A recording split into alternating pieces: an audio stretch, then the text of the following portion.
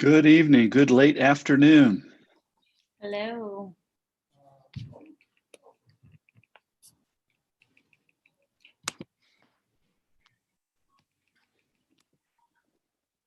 like we're waiting for a few more board members.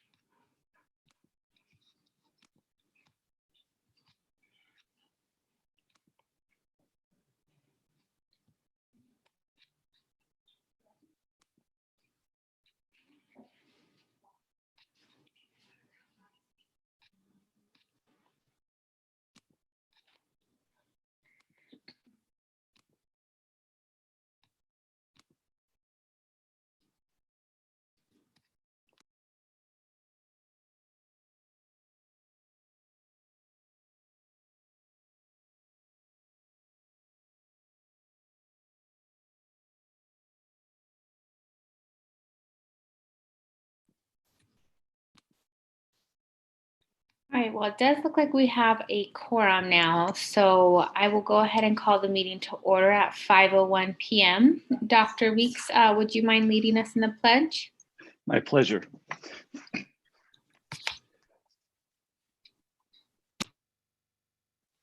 I pledge allegiance to the flag of the United States of America and to the republic for which it stands, one nation, under God, indivisible, with liberty and justice for all. Thank you, Dr. Weeks. And can we please have roll call? Yes, good evening. Dr. Alora Diaz, Present. Ms. Carmen Trujillo, Ms. Jessica Bueno, Mr. Reginald Carrillo, Here. and I see Ms. Bueno just popped in. Hello, here. Thank you. And Dr. Alicia Vink. Here. Thank you. Thank you. And may I please have a motion to adopt the agenda?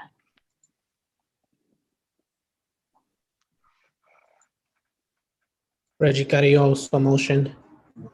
And do I have a Jessica Bueno. Sorry, Ms. Bueno, were you seconding? Cut you off there. Yes. Okay, thank you. And is there any discussion? Hearing none, all those in favor say aye. Aye. Aye. Those opposed, Aye. nay. All right, and we will go ahead and move on to our retreat here. So, Dr. Weeks, I don't know if you have any context to add here, but one of the reasons why I wanted to have this retreat was I know there were a lot of questions around open meeting law and just kind of communication flow. And we learned that ASBA had a really great training, actually a 6-hour training on this, which they've condensed for us today that will cover these various topics. And hopefully by the end of it, we all have kind of the same knowledge base when it comes to open meeting law and different communication protocol. Dr. Weeks, was there anything else that you wanted to add? You know, Dr. Diaz, you covered that well. I think introductions are in order so that we can all get to know each other for our 3-hour time together. I'll begin. I'm the proud superintendent of Phoenix Elementary School District. And to my left, I'm just going to call you if that's okay, since Zoom is already an awkward way to kind of go around the table. Dr. Vink.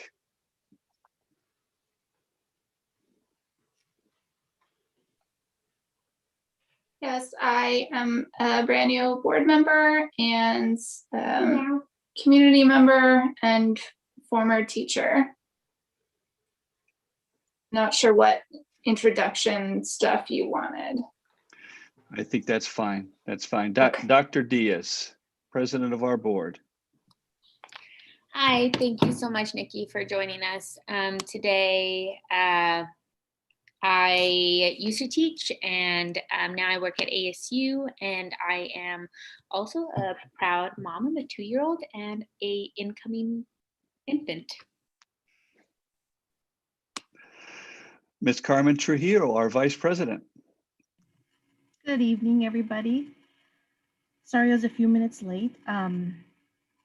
Hello, ASBA. Thank you for hosting this for us.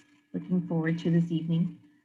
Currently, I work with group homes in Arizona that house individuals in our Division of Developmental Disabilities Agency. And then, you know, various things out in the community, but that's what I do for right now. Thank you, Ms. Trujillo. Ms. Thank you. Bueno. Yes, hello. Thank you for the opportunity to facilitate our board retreat. My name is Jessica Bueno. I am an active community leader. I organize my neighborhood. I advocate for urban design in downtown. I'm also a small business owner, and now I proudly serve on the Phoenix Elementary School Board. And so I'm very happy to learn more from you guys. Thank you.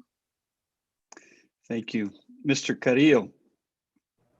Thank you, Dr. Weeks. Hi, Ms. Whaley. Hi, Mr. Thomas.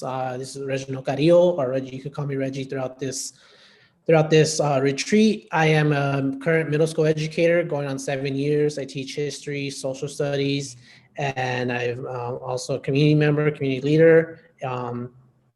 Mostly grew up in South Phoenix, West Phoenix, and I'm excited to just relearn this information again. I went to the board, the 6-hour one, I believe was before I took office, was sworn in January. And so now that I'm actually on, I'm excited to, okay, let me see, take it all in more. All right, thank you. Thank you, Reggie. Mr. Quintana.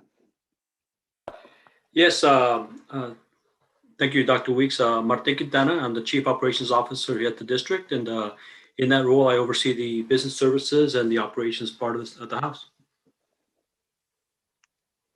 Thank you. Dr. McLaughlin. Hello, everyone. I'm Denise McLaughlin. I'm the Chief Academic Officer here at Phoenix No. 1, overseeing all curriculum instruction, assessment, professional development, all the fun stuff. Ms. St. Clair. Hi, I'm Ms. St. Clair. I am the interim board secretary and a proud partner of the Phoenix Elementary School District, not an exact employee though.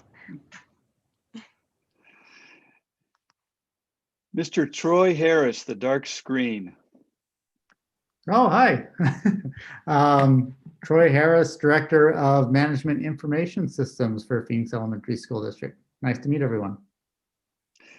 And our guests, Ms. Whaley. Hello, everyone. It's so nice to be here with you. I've seen several of you through Facebook or through different events, and it's really nice to spend some time with you this evening. So I've been working with the association since 2017. I actually got appointed to my board in the Washington Elementary School District, March 2017, and then started working for ASBA July 2017. So I say it's the best thing that happened to me because I really got a crash course of not only learning it, doing it, and then teaching it to others. So I feel really fortunate to have had that experience. I have children in the district right now. One just moved, he's in high school now because my district's K-8, but I still have a 5th grader. And my background is I started off in children's behavioral health and working with parents and families and teachers, coaching kids with IEPs. I worked in group homes, children's group homes for a number of years. And then I transitioned into policy and HR training and development. I worked at Valle del Sol. I worked at the city of Scottsdale for a while, and worked at United Way doing a middle school transition program. So I come to this work as a board member, as a parent, as somebody that has worked with youth and educators, and somebody that kind of brings all those different perspectives, also the professional and human resources and that training and development background. So that's a little bit about me. I'm going to let Mr. Thomas introduce himself. Thanks, Nikki. I'm Hi there. Hi, good to see everybody. I am the General Counsel and Associate Executive Director of ASBA. I've been with the association for 21 and a half years. I started as a lobbyist, and that's what I used to do before I came to work at ASBA. And then when the attorney position opened up about 6 months later, that's the position that I took. So I've actually been in that position over 20 years. So get to do a lot of training of school boards. And I just so you know, I also was on a school board myself at the Madison Elementary School District. So I have lived it as well as tried to train board members and teach about it.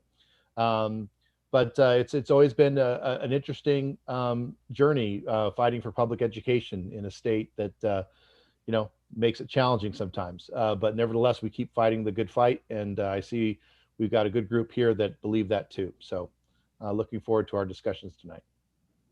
Great. So we're going to jump into it because we do have a lot to get through. I don't know if it's best, Troy, for you to pull up the slides and give me control, or for me to share my screen. I've made it so that you can share your screen if you'd like, but also Okay. let me know if you'd rather do that different. I can do that. Give me just a moment to pull that up.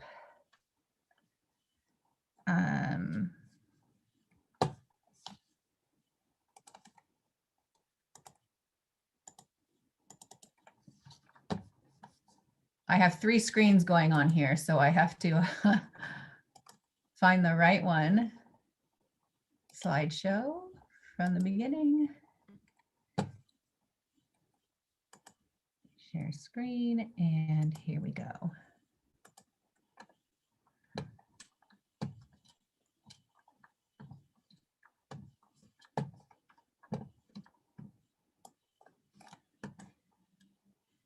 Okay, thumbs up if everyone can see that. Yay, all right.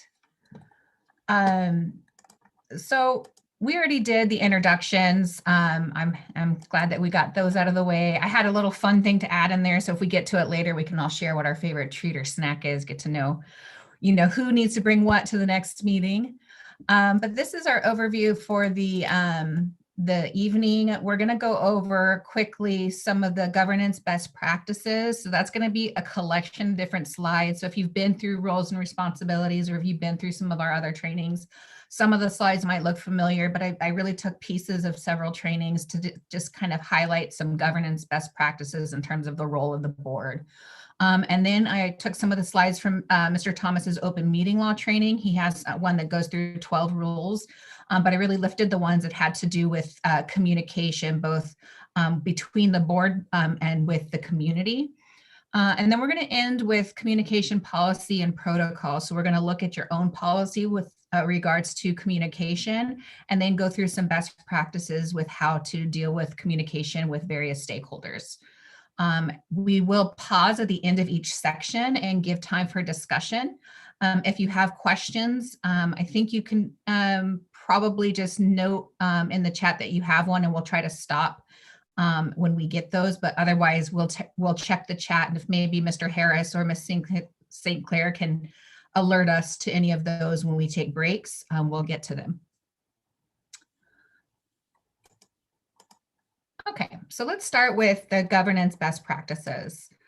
The first thing it's important to know is that governing boards get their authority through state statute, and the 2 main statutes for that is 15341 and 15342. It is Arizona code, so the state is saying we are going to allow local boards to ensure that these things happen. And some of it is what boards must do, and some of the things that governing boards can do, but most of the work is delegable, which means that the board provides oversight, but they don't necessarily conduct the business itself. There are a few things that the board cannot give away, which means that they can't ask the administration to do it, or kind of take a hands-off approach. And those areas are the policy. So when it comes to approving policy, it cannot be approved without a governing board vote. Passing the budget, a budget cannot be approved without the governing board. And then the hiring, firing, and evaluating of the superintendent. The board is the only body that can do that. No individual outside the board could do that. So those are the key areas that cannot be delegated, but many of the duties of the district are more done by the administrative with oversight by the board. And so that for those visual people is kind of demonstrated here. Our governing board team is the what, and the administrators are the how. So the governing board is made up of representatives of the community, and they're really there to say, as the local representatives, what kind of education system do we want for our students? What do we believe in? What's our vision? What are our priorities? And what policies do we need to ensure that that happens? Once they've kind of set that vision and expectations, it's up to the administration to say how they're going to get it done. So the administration comes forth with strategies, tactics, and techniques on how they're going to meet what it is that the board set forth. And there is that space in between because there is dialogue that happens there, but ultimately those roles are primarily in one camp or the other. So in the written form, the governing board's role is to govern. They're at that higher level. They were looking at the performance management of the superintendent. It is their one and only employee. So the superintendent is the only employee of the board. They don't have authority over any other employees throughout the district. Conversely, the superintendent only has one boss, and that's the board collectively. Sometimes when we ask how many bosses does the superintendent have, people will say 5 or 3 or however many board members there are. But really the superintendent has one boss, and that is the board as a whole. Individuals have no authority over the superintendent, but only through collective action. And so the board's job is to really set those policies, approve the budget, and then provide oversight, monitoring the progress on set goals. Ultimately, they're accountable to the community. So if the community doesn't believe that they are delivering on student achievement and creating an environment in which they want for their students, they have their recourse is through a vote. Superintendent's job is to manage the operations. So they oversee the day-to-day operations of the district. They make sure that the policies are implemented. So the board approves policies and expectations. Superintendent ensures that those are implemented, and they establish plans to set and to meet the goals set out by the board. Ultimately, the superintendent is accountable to the board. If the board does not feel that their vision is being fulfilled or the expectations are being met, their recourse is through the evaluation of the superintendent. To kind of see how this goes round and round, we see that at the top is board authority and oversight, and at the bottom there is superintendent authority and oversight. And there's a dotted line between the two. The reason being is because things will go back and forth between this. It's not completely siloed. There are conversations that are had, and just like the board gives recommendations and feedback to the administration provides suggestions and input to the board. But primary responsibilities are what those circles are around the outside. So adopting the goals, setting the goals for the district, that is something that the board does with input from the administration. Same with adopting policies. They adopt the policies with input from administration and ASBA. So you use ASBA's model policies. Those policies are based on compliance with state and federal laws. And as laws change, we update those policies and provide you updates for those. They are compliance only. So we don't have any best practice policies. We provide you policies that are strictly compliant with law. The board then reviews those policies, decides whether or not they're going to accept them. They may decide to make some modifications with consultation with their in-house attorneys to make sure that they're not making any modifications that would make them non-compliant with law, and then ultimately approve them. Once the board approves those policies, they're your policies. They're not ASBA's policies. They are, we accept these as a board as our policies, and we promise that we are going to uphold and abide by these policies. So once those goals and policies are set, it moves over to the superintendent, who again develops those plans. They get feedback on those plans. Once they get that feedback, they implement the plans, they monitor progress so that they can then report back to the board, who will evaluate the progress on those plans. It's really important to remember that that relationship between the board and the superintendent is really critical in ensuring the success of the district. When that is not a good working relationship, the system suffers and ultimately students suffer. So it's important that everybody takes their responsibilities seriously and that they focus on their responsibilities, because what we don't want to happen is for people to drop their responsibilities because they're too concerned about the other person's responsibilities. And what I mean by that is if the governing board is too concerned with the day-to-day operations and the details of the district, then they're not spending time on the things they should be spending time on, which is that high-level goals and accountability. Conversely, if the superintendent is spending all their time telling the board what they should want and what the goals should be and all of that, and they're not, making sure that that implementation is happening, then nobody is actually following through on the mission, vision, and values. So it's important that both people stick to their roles to ensure that everything gets done. Any questions so far from anyone? Okay, hearing none, I'm going to talk a little bit about the 8 characteristics of effective boards.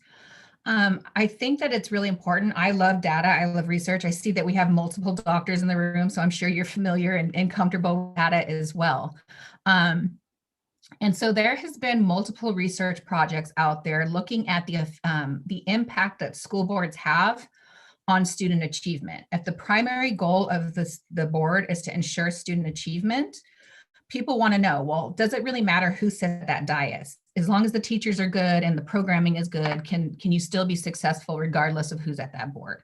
And so there's been multiple studies done. And then ultimately in 2011, DeVerakis and O'Brien did a study where they looked at all the other studies and they decided to compile a document of what are the consistent outcomes of high achieving or high performing boards. And they created what they called the 8 characteristics of effective boards. And I'm going to share those with you in just a moment, but I think it's important to note that this research was so relevant and so valid in terms of being replicated over and over that both NSBA and ASBA have structured their key works of boards around some of this research. So NSBA has their key work, student achievement is at the center. Boards should be working on vision, accountability, policy, community leadership, and relationships. ASBA has taken that a step further with some more research that's happened out of Washington to create a board self-evaluation tool that focuses on structure, vision, conduct and ethics, accountability, and advocacy. But tied to all of those are these 8 characteristics of effective boards. So for example, when we look at conduct and ethics, providing responsible district governance, vision, setting high expectations, structure, the conditions for success, so that policy, budget, expectations, accountability, and advocacy. When we go through the 8 characteristics of effective boards, you can see where they align to those pillars of service.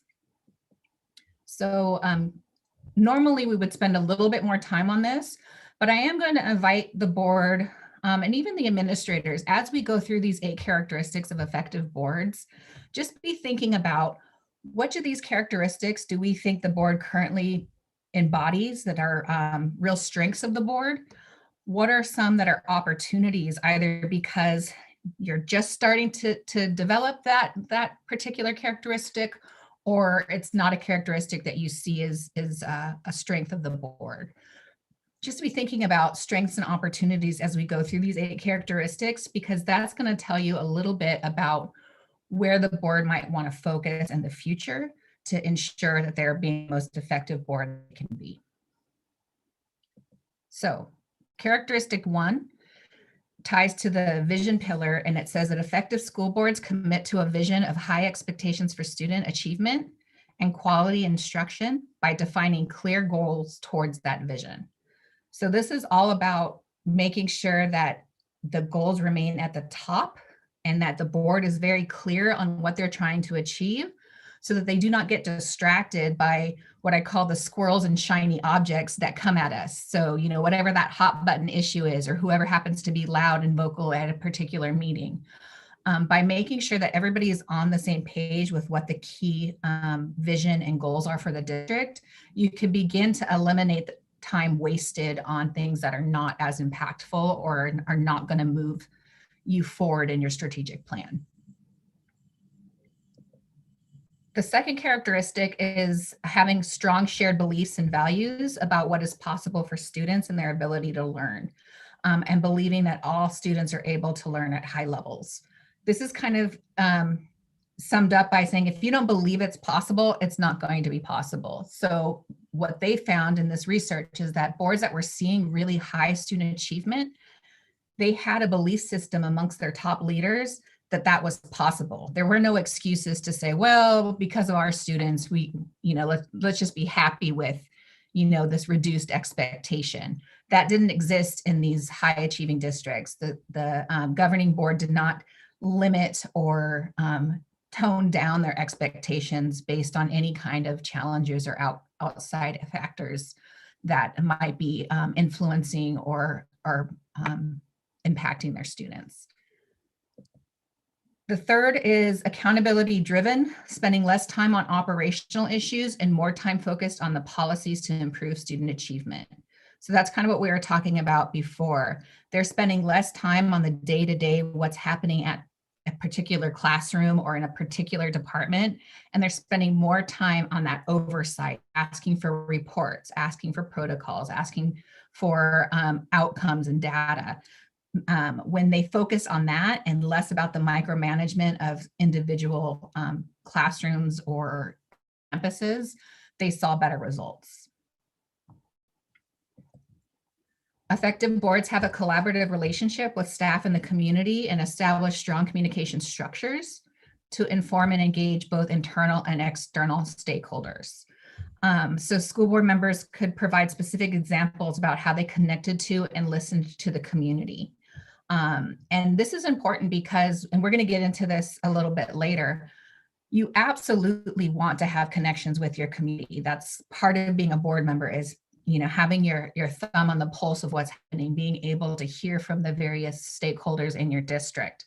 But you'll see in here that it says they have strong communication structures to engage both internal and external stakeholders in setting and achieving district goals. So that's not just, you know, you should talk to people all the time about everything. It's very strategic. And there's a structure in place that is equitable. We're going to talk a little bit about that later, but it's important to create equitable systems of engagement and communication so that you're not getting input from only certain stakeholders who have access or have been empowered to participate.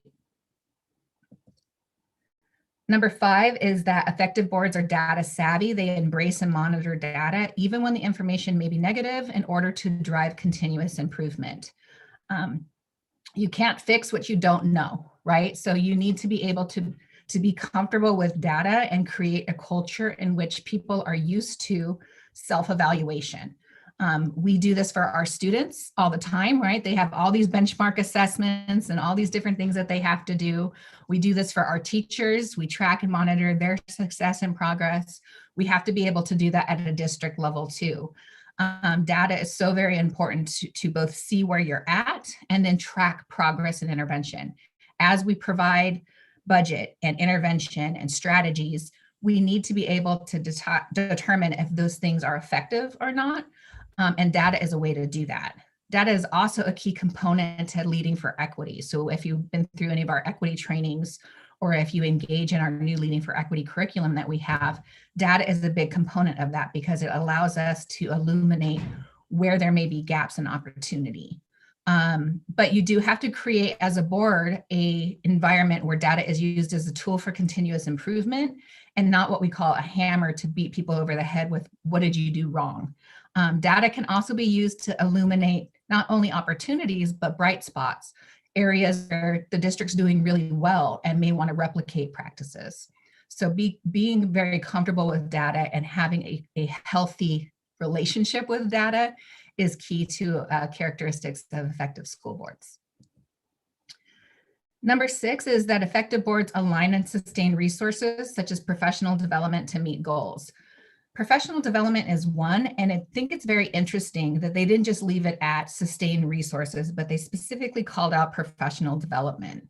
The reason for this is very simple. You want to make sure that you're spending your money on your priorities. So if there's not alignment between your budget and your strategic plan, then there are going to be challenges in making sure that, and missed opportunities in making sure that you move forward with your goals. But they highlight professional development here because they found that many times professional development programs for administrators and teachers are taken away during fiscal restraint, but it's one of the key things that educators and staff will say helps them in terms of their own personal growth, and is one of the things that can keep staff or retain staff in times where maybe economics are not such that you can pay them more. When you ask people what they want, of course they want more money, but some of the other things is climate and culture and avenues to develop themselves professionally. So this talks about making sure that you're aligning your resources as best you can to your priorities. 7, effective school boards lead with a united team. Lead as a united team with their superintendent from their respective roles with strong collaboration and mutual trust. So this is really about making sure that as a board, you've selected an administrator that you trust so that you don't feel the need to micromanage. And that as an administrator, you build a relationship of sharing information and transparency so that the board doesn't feel like they're not getting the information they need to properly assess the district. And that happens through continuous conversation and creating spaces like this where that conversation can be had. Because sometimes it's difficult to do that during a regular board meeting when you have other business at hand. And when you don't take time for that, that's when you start to get misalignment where people are not all on the same page. And then they're out there advocating or saying different things. And that can cause fractures, not only with your board team, but throughout your district, where people feel uncertain of the direction or the future of the district because there isn't a clear cohesion between the decision makers in that environment. And then finally, effective school boards take part in team development and training to build their knowledge, values, and commitments for their improvement efforts. So what you're doing right now is one of the 8 characteristics of effective boards. And I applaud you for doing it because honestly, not enough people do invest the time. We're not paid. This is an evening where you could be with your family or friends, but you stepped up to serve and you are dedicated to being the best public servants that you can be. And so by taking time, you're demonstrating that student achievement and putting the effort in is a priority for your district.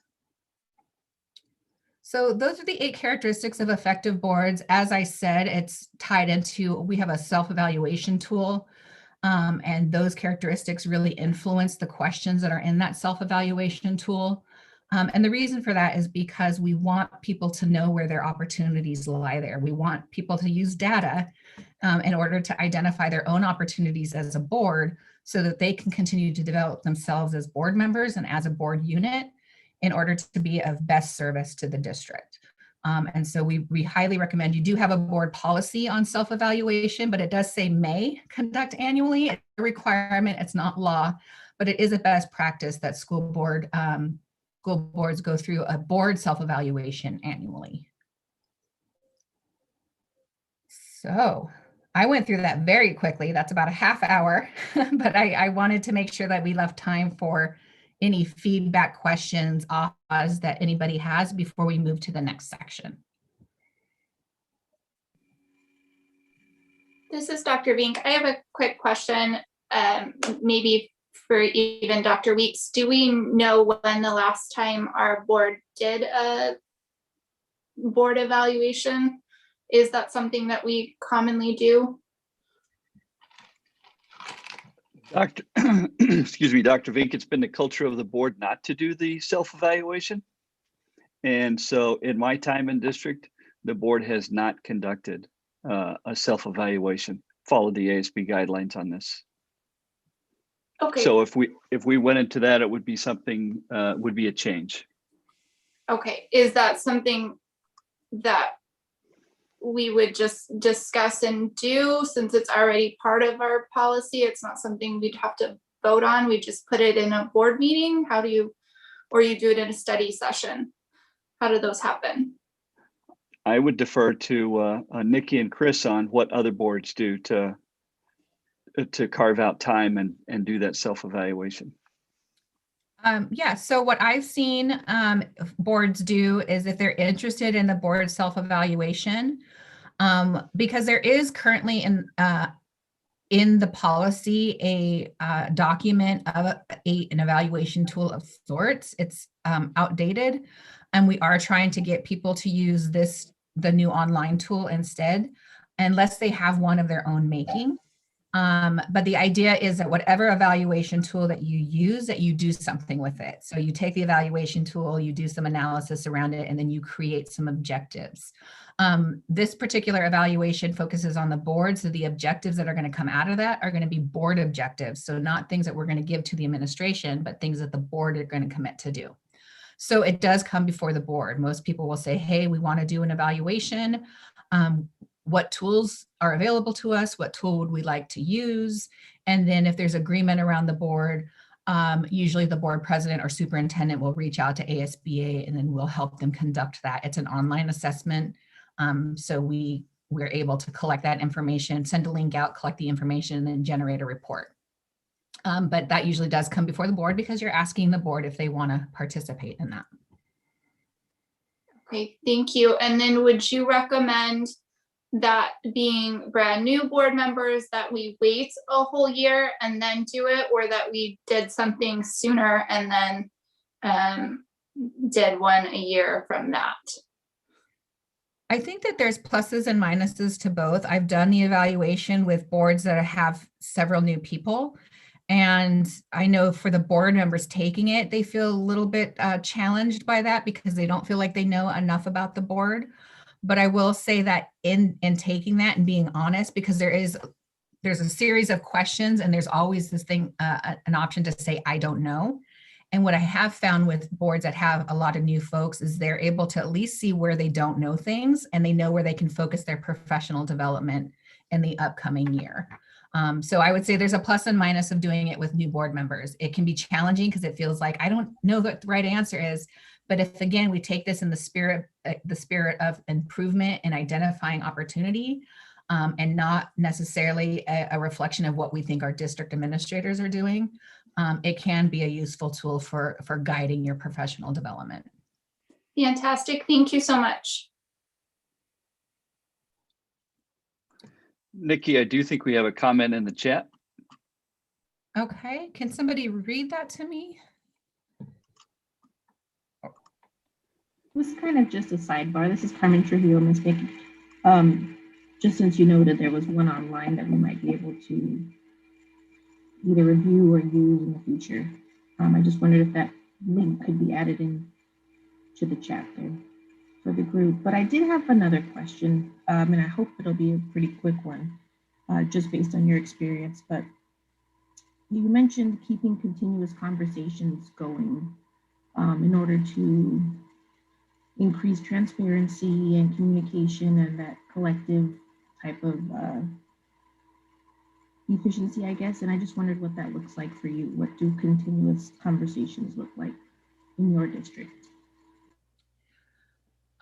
So in my district, I would say that we get regular reports at our board meetings around issues that are relevant to our strategic plan. So generally what will happen is when we get a board report, we not only get a board report, but the person providing that update will link it back to our strategic plan. So they'll say, I'm reporting on this, which is relevant to this pillar or this prong of our strategic plan.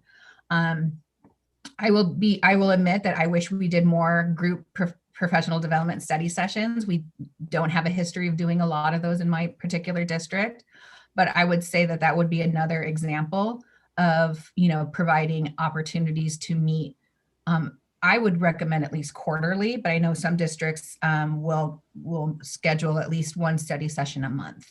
I know I've worked with several districts in the Valley and then outside in some of the Southern Valleys, and they will schedule one a month, or they'll do quarterly, but it'll be like a weekend, longer session. But that to me would be regularly. It would be basically it would be specifically scheduled however that best fits your board, instead of just leaving it to chance. Thank you very much. Ms. Whaley, this is Reggie Carrillo. In terms of the fourth characteristic of effective school boards, what have you seen? And you can discuss your own personal experiences as a board member or ones you've seen outside in other districts, but what what kind of collaborative opportunities have board members utilized to build that relationship with staff? Because for me, that's an area where our board can improve on, is building those collaborative relationships. And I know for me specifically, that's just been hampered due to the pandemic and not really being able to meet up with principals and build a communication pipeline where I can understand what's happening at different schools outside of things.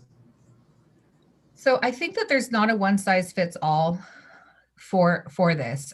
We really recommend there's a communications protocol training, or there's other things that you can do where you get together as a board and you decide, where do we need more communication? What makes sense? You look at your strategic plan and you look at where you feel like you need stakeholder input, whether it's in this particular area, I feel like we need all stakeholders, or in this particular area, I think we need teacher input, or whatever that might be. But I think being strategic about it and saying, okay, what kind of communication or feedback do we need for what purpose? And then once you prioritize that, because there's always going to be opportunity for more communication, but it's really difficult to say like more communication across the board. It's easier to kind of prioritize a few areas and then grow from there. So I would recommend kind of coming together as a board and identifying what the priorities are in terms of communication. So one of the things that I notice is creating protocols for family engagement. So I know some districts do a regular parent survey, and they've updated that survey with time to include various different questions that may be of interest to the district in that particular year. I know boards will do focus groups on particular issues, or have opportunities for people to get to know the board or hear about current events from the board.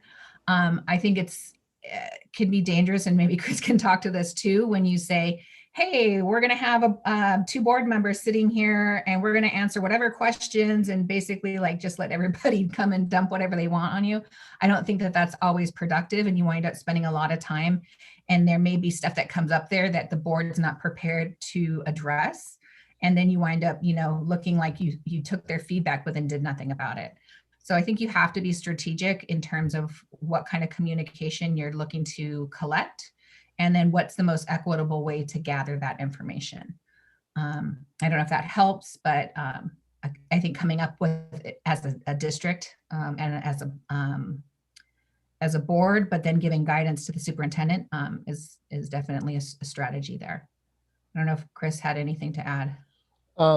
No, not much other than to say that, that you make sure that it's systemic in your whatever approach you take, so that you are making sure that it's not just sort of these side conversations that happen between staff or with community members, and that you're getting, that broad spectrum from everyone, so that you're not going to get 100% participation. You strive for that, but what you want is a good representative sample of what your community looks like, so that you have a good sense of how you're doing.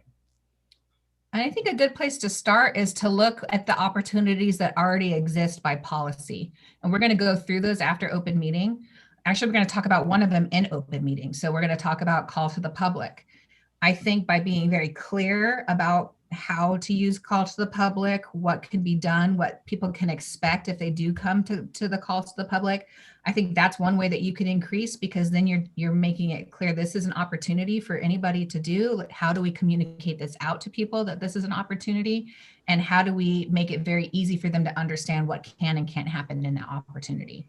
And then look at your other policies. If you have a policy on how complaints and concerns are done, my experience is a lot of times people can't find those policies or see what the chain of command is. So they go straight to the top, right? I want to talk to the manager. They don't know that there's a form or a protocol in place. So I've seen some districts start there by making their protocols very easy for their community to find, so that they have that opportunity available to them and they don't feel like they need to run and find a board member or the superintendent directly to deal with some of these lower level issues.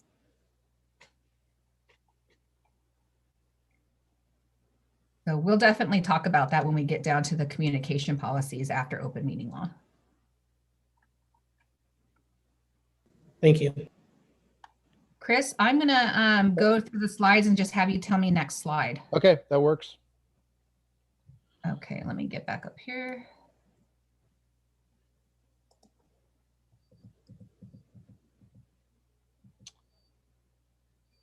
Okay, so let's go into the open meeting law, and I'm encouraged that so many of you have already participated in either our new board orientation or our bolts training. You got a lot of open meeting law there, and we talk about it almost in every one of our conferences in one fashion or another, because it is so important. It is so sort of dense information, and what I often find is that new board members, they learn it the first time, but then after about 3 or 4 months, then they're like, wow, I understand what you meant here now, but I didn't understand it then, or that they may have other questions about implementation of the law later on. So it's always a good time to sort of reach back and do a check-in, and any questions that you might have about some of the practices that you're doing or involved in, let me know.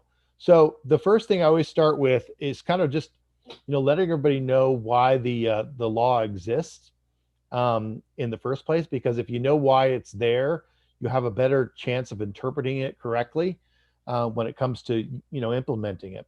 And that is that it's the legislature has created the public policy of the state that the law will favor open meetings. It will have open government, so that the public can decide for itself whether they like the things we're doing, like the discussions we're having, the decisions we're making, and they have the right to attend and to listen and to observe. And so this was certainly challenging at this time last year when we tried to figure out how do we do that in a virtual world, or I think a lot of us at this time last year weren't even aware that Zoom exists. But now we do know, and we do know that we can have a virtual meeting and still bring the public to be part of it, and make sure that their rights are satisfied. So the first thing is knowing why the open meeting law exists. It's there to serve the public interest. It's there to bring this is one of our sunshine laws, and sunshine being the greatest disinfectant is what Justice Brandeis said, and it prevents self-dealing. It prevents any sort of untoward activity, and that's why we do it, because we're here to serve the public, and the public has the right to see us making the decisions being done on their behalf. So next slide, please. So the second thing is that really know when the open meeting law applies, because we do things a little differently in the state, and where we define, for the purposes of the law, what a meeting is. We define a meeting, and a meeting under the open meeting law is when you have a quorum of the board members in which they discuss or take action on anything that is board business. But breaking that down, what's a quorum? Well, a quorum is a majority of your board, and you have a 5-member board, so if 3 members constitutes a quorum.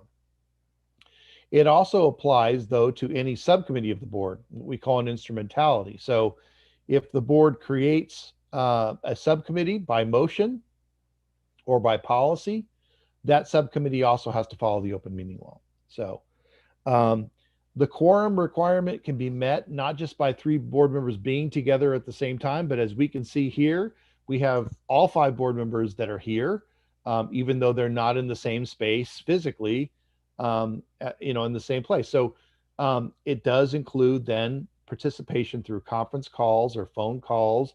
And it even could be a situation where, you have a series of conversations where you constitute a quorum because you've got a serial conversation happening that is even if it wasn't intended, that triggers the requirements of the open meeting law. And we'll sort of get to that in a second. So, it's the second part, of course, a quorum. Then it's something where you discuss or propose to take legal action or deliberate with respect to anything that could be legal action. And what's legal action? Well, legal action is basically anything that the board could deal with if it chose to deal with it. So it's not just what's on the next agenda or on a future agenda or even on a past agenda. If it's something the board could choose to act on if they wanted to, that's a subject for the purposes of the open meeting law. So next slide. You could also trigger a meeting where there's only a single communication by one board member of the board that proposes legal action to a quorum of board members, even if that quorum of board members wasn't exactly expecting to see it. This could happen where the easiest way it could happen is if, say there a communication went out by the district through the superintendent about an issue. And one board member was, very interested in that issue and said, I think we ought to do something about this. And how they describe that, if you just, I'm going to pause just a second. I got to let my dog out. I'm so sorry about this, but you guys don't want to hear her whine the whole time. It'll take 5 seconds. I'll jump in because I saw in the chat some examples of what this might look like. So I will give you, so as he was saying, it's 3 people, they don't have to be in the same place at the same time. So an example of that would be a board member comes to me and says, you know what, how do you feel about SROs? Whether that's on the agenda this week or ever, the idea of SROs could theoretically come before the board. So if a board member comes to me and we have a conversation about what we think about SROs, and then, so say Alicia and I had that conversation. And then I go to Carmen and I say, Carmen, what do you think about SROs? And I don't tell her that I already talked to Alicia either. We've now had a meeting because 3 of us, I now know how 3 of us think about what 3 of us think about SROs. So that's how a quorum can happen without you even knowing about it. So that's why it's always important to me when somebody comes and says, hey, I want to talk to you about something. I always ask them first, what is it about? Because if it's about anything that could come before the board, like unless you're asking me about my dogs or my favorite food or something like that, there's a possibility that it could come before the board. And the second thing I always ask them is, have you talked to anybody else about this? Because that's me trying to do my due diligence to ensure that I'm not going to string together. And if they say, well, yeah, I already talked to so-and-so about this, I kind of go, I really don't think that you and I should talk about that topic. Because if it comes out that, oh yeah, we had this conversation, that can be an open meeting law violation. The other example I'll give you is, and it's happened to me as a board member. This administration sent something out that we are going to make a change to a celebration, an annual celebration. And a board member replied all, that's a terrible idea. I think we should keep it on, we shouldn't do it on this date and we shouldn't do it in this way because that's disrespectful and I don't approve of that. Well, that board member basically gave his opinion to all 4 of the other board members. And now if anybody else says anything, replies back or talks to anybody else about that, that's a violation because there's more than 3 people talking about it. I call that hijacking.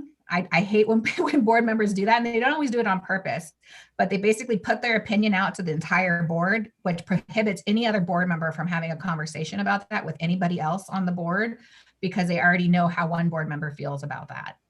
So that's a way that you don't even have to talk to a person. Just by them replying all and giving their 2 cents, they've now put you in a situation that you could potentially violate open meeting law. So just 2 Right. examples.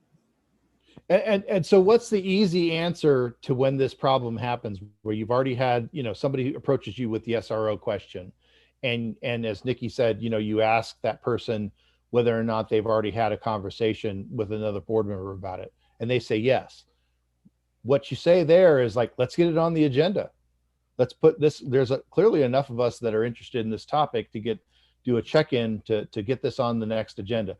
It doesn't even, have to be something that's you're moving towards a decision. It could just be a discussion item, an information item.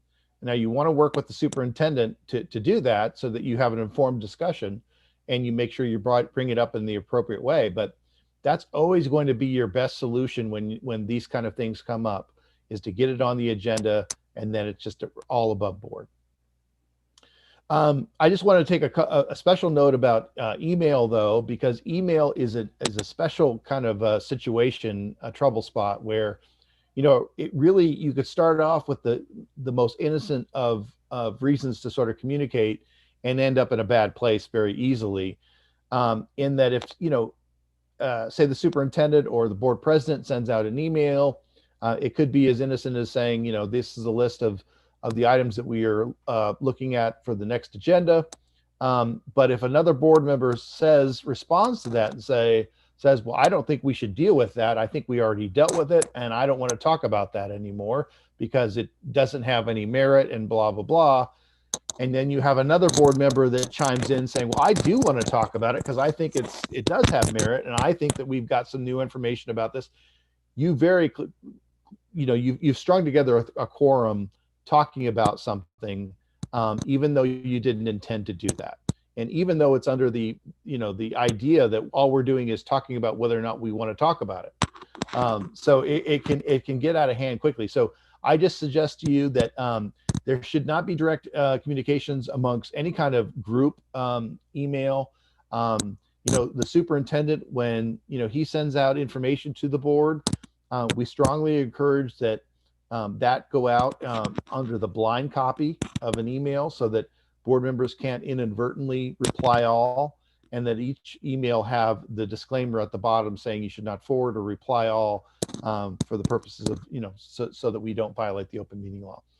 And then also just remember that if you do communicate with constituents, in any kind of substantive fashion, do not assume that will never be forwarded, because that's another way that it could happen inadvertently. You respond saying, my position on us opening up back for school is this, and then pretty soon, somebody has forwarded that to a group that is trying to advance that position and sharing it with other members of the board. So you don't want to put yourself in that situation. So you just always have to be sort of thinking 2 or 3 steps ahead about where this could go. I do have an example when it comes to that. So I'm not sure how it works in your district, but we as board members do meet with our teacher association, the WDEA in our district. And what they do is they assign 1 or 2 people to each of us. So each of us have different people that we talk to, but the idea is that they all come with the same either questions or feedback for the board. And I've recently had a conversation with the president of ours because they would come and ask for our positions on specific items.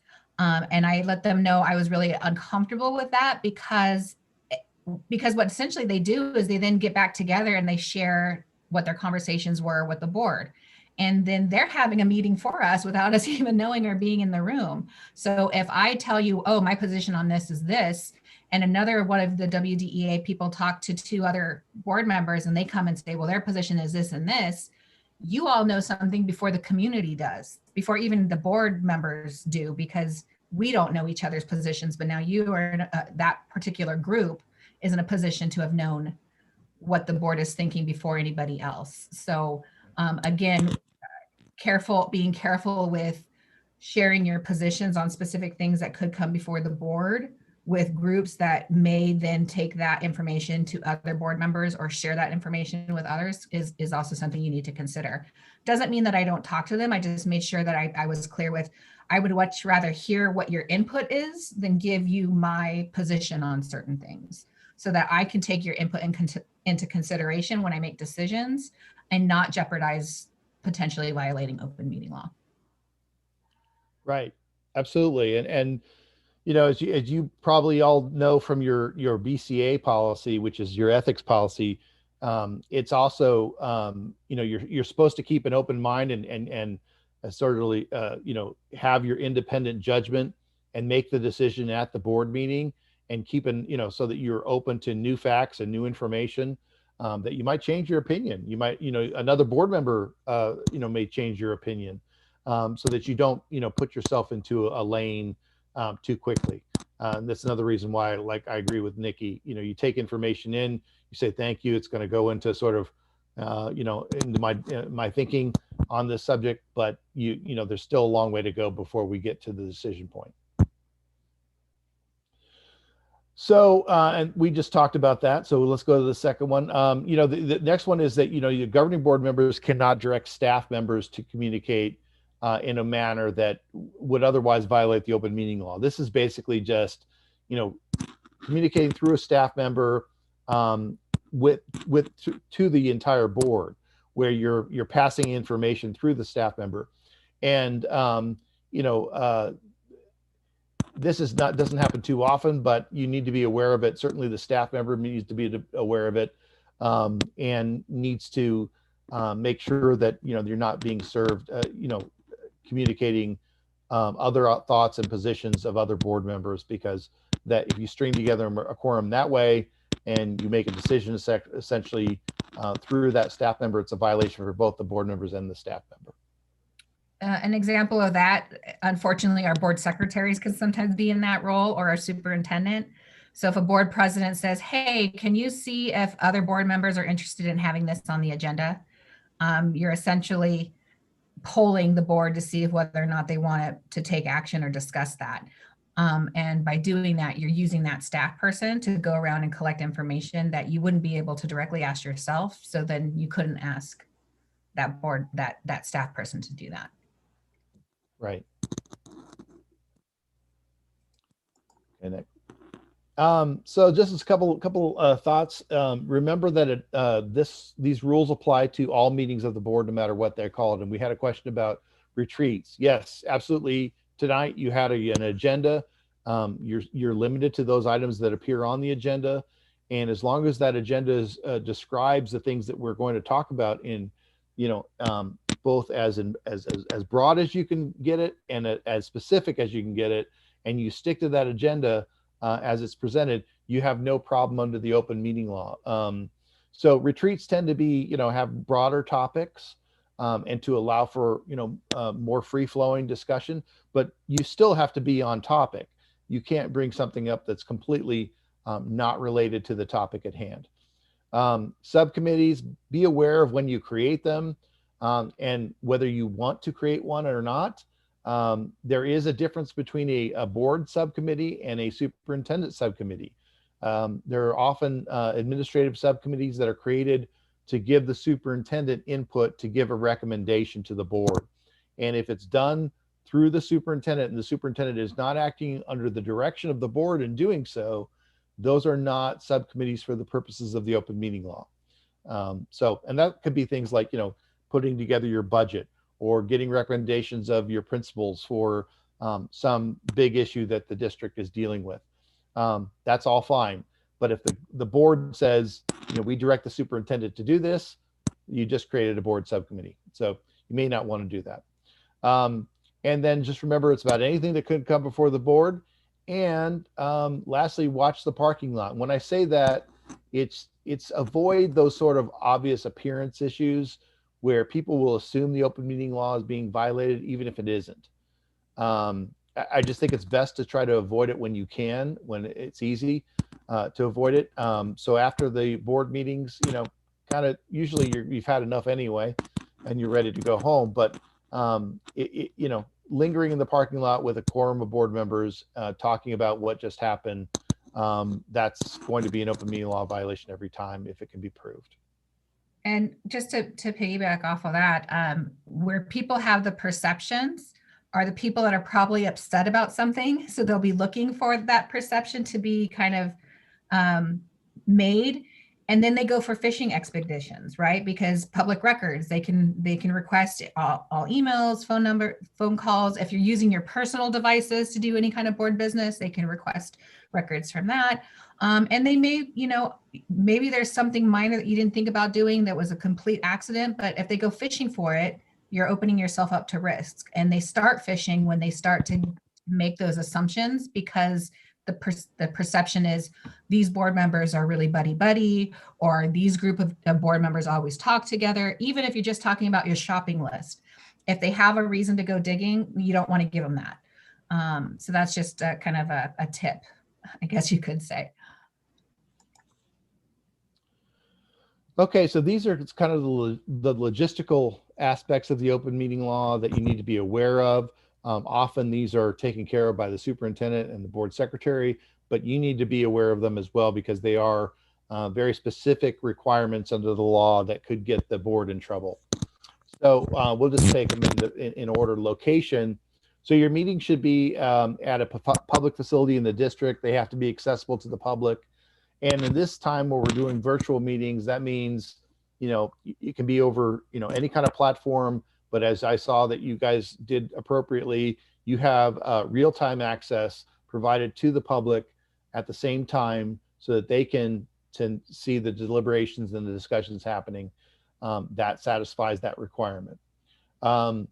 There's an allowance to have special meetings, and these special meetings, what we're talking about is when you're not on the district premises, but you can't make any decisions unless you're in the district. That's pretty clear. So if you have a retreat, and there are districts that do have retreats that are off premises sometimes in the summertime, one, make sure it's a public meeting and it's posted and everybody who wants to attend can attend. And secondly, don't make any decisions there. Have it be for discussion or strategic planning or some sort of learning sessions, where ultimately if there's any action to be taken, it's done back at the district at a subsequent meeting. Your notice is basically required of every meeting at least 24 hours in advance. And notice entails two things. One, of course, is the regular posting of the notice for any one meeting, but you also have the requirement under the open meeting law to tell the public where your notices will be when you're going to have a meeting. And this includes the district website, but it also probably includes the district office as well, in a place where the public can see the agenda. They also recommend that you provide additional notice beyond that basic notice, and you certainly are encouraged to do so, but we do not recommend that you make that part of your official notice. And what we mean is, oftentimes you'll post on school newsletters or at school offices. Reason we don't say to make that the official notice is if you miss one of those, you have defective notice. So do that, but make sure it's not the official part. Next slide. The agenda is posted with the notice as well, and they have to list specific items to be addressed at the meeting. If you designate on your agenda what items you are going to just get for information or just for discussion, then you're just limited to discussion or information. You cannot take action on that one of those items. But however, if you have on the agenda that it has possible action, you certainly can do that. What's really important is you make sure that you describe the information, the agenda item, in such a way that anybody can understand it. Not just the board members, not just people that work there. Really, any member of the public could see that and decide whether or not they want to attend that meeting based on the description. So that's going to mean you avoid things like education jargon or acronyms that most people wouldn't understand. And you'll want to have a multiple set of eyes on that. So if you're a board member and you get the draft agenda and you see it, and especially if you're a new board member and you don't understand it, believe me, if you don't understand it, the public won't understand it. So you want to just highlight that for the administration, then they can, make it more specific. And I don't think we're talking about exec sessions today. So no. Okay. Minutes. You do have to have minutes. What's required is either written minutes or a recording of your meetings. Okay. And during this time of virtual meetings, many boards, because they, when they're really having a difficult time, with their staffing and everything, they were just recording their meetings and putting that online. And that is sufficient for the legal requirement of having minutes. But if you're like most districts, what you do is you record in some fashion, either audio or video, and then your board secretary will take that and create essentially a summary of those proceedings. These are the basic requirements that that summary has to have. The date, time, and place, which members were present or absent, a general description of all things that were discussed, and then a very specific description of every legal action proposed. So the motion's got to be stated, who made that motion, who seconded the motion, and then what the vote was on that motion. And when I say what the vote was, it's not just it passed 4-1. It's these members voted yes, this member voted no. And then also, if you have any public participation or if you have staff making presentations, those individuals have to also be in the minutes as though that they made the presentations. So, but what I want you to know, and we do train board secretaries as well as part of our ASAP group, you're not going for a transcript here. What you're looking for is a summary, so that if somebody wanted to know generally what happened at the meeting, they could read that, but they're also going to get the very specific description of what legal actions were taken. So at least meets that standard as well. One thing I wanted to add here when it comes to the names of people making statements when we're doing call to the public, and then an open meeting in general. I know one of the things that happened to me and has happened to me recently are members of the community or staff sending me messages or texting me during a board meeting and saying like, oh, can you ask this question or can you ask that? I do not respond to those. And here's why. I think, first of all, if the sunshine is to let people know what is going into your decision-making process, getting feedback in real time from folks that is not part of the public record does not feel right to me, especially given this recommendation that everybody that has spoken to the board has to be in record.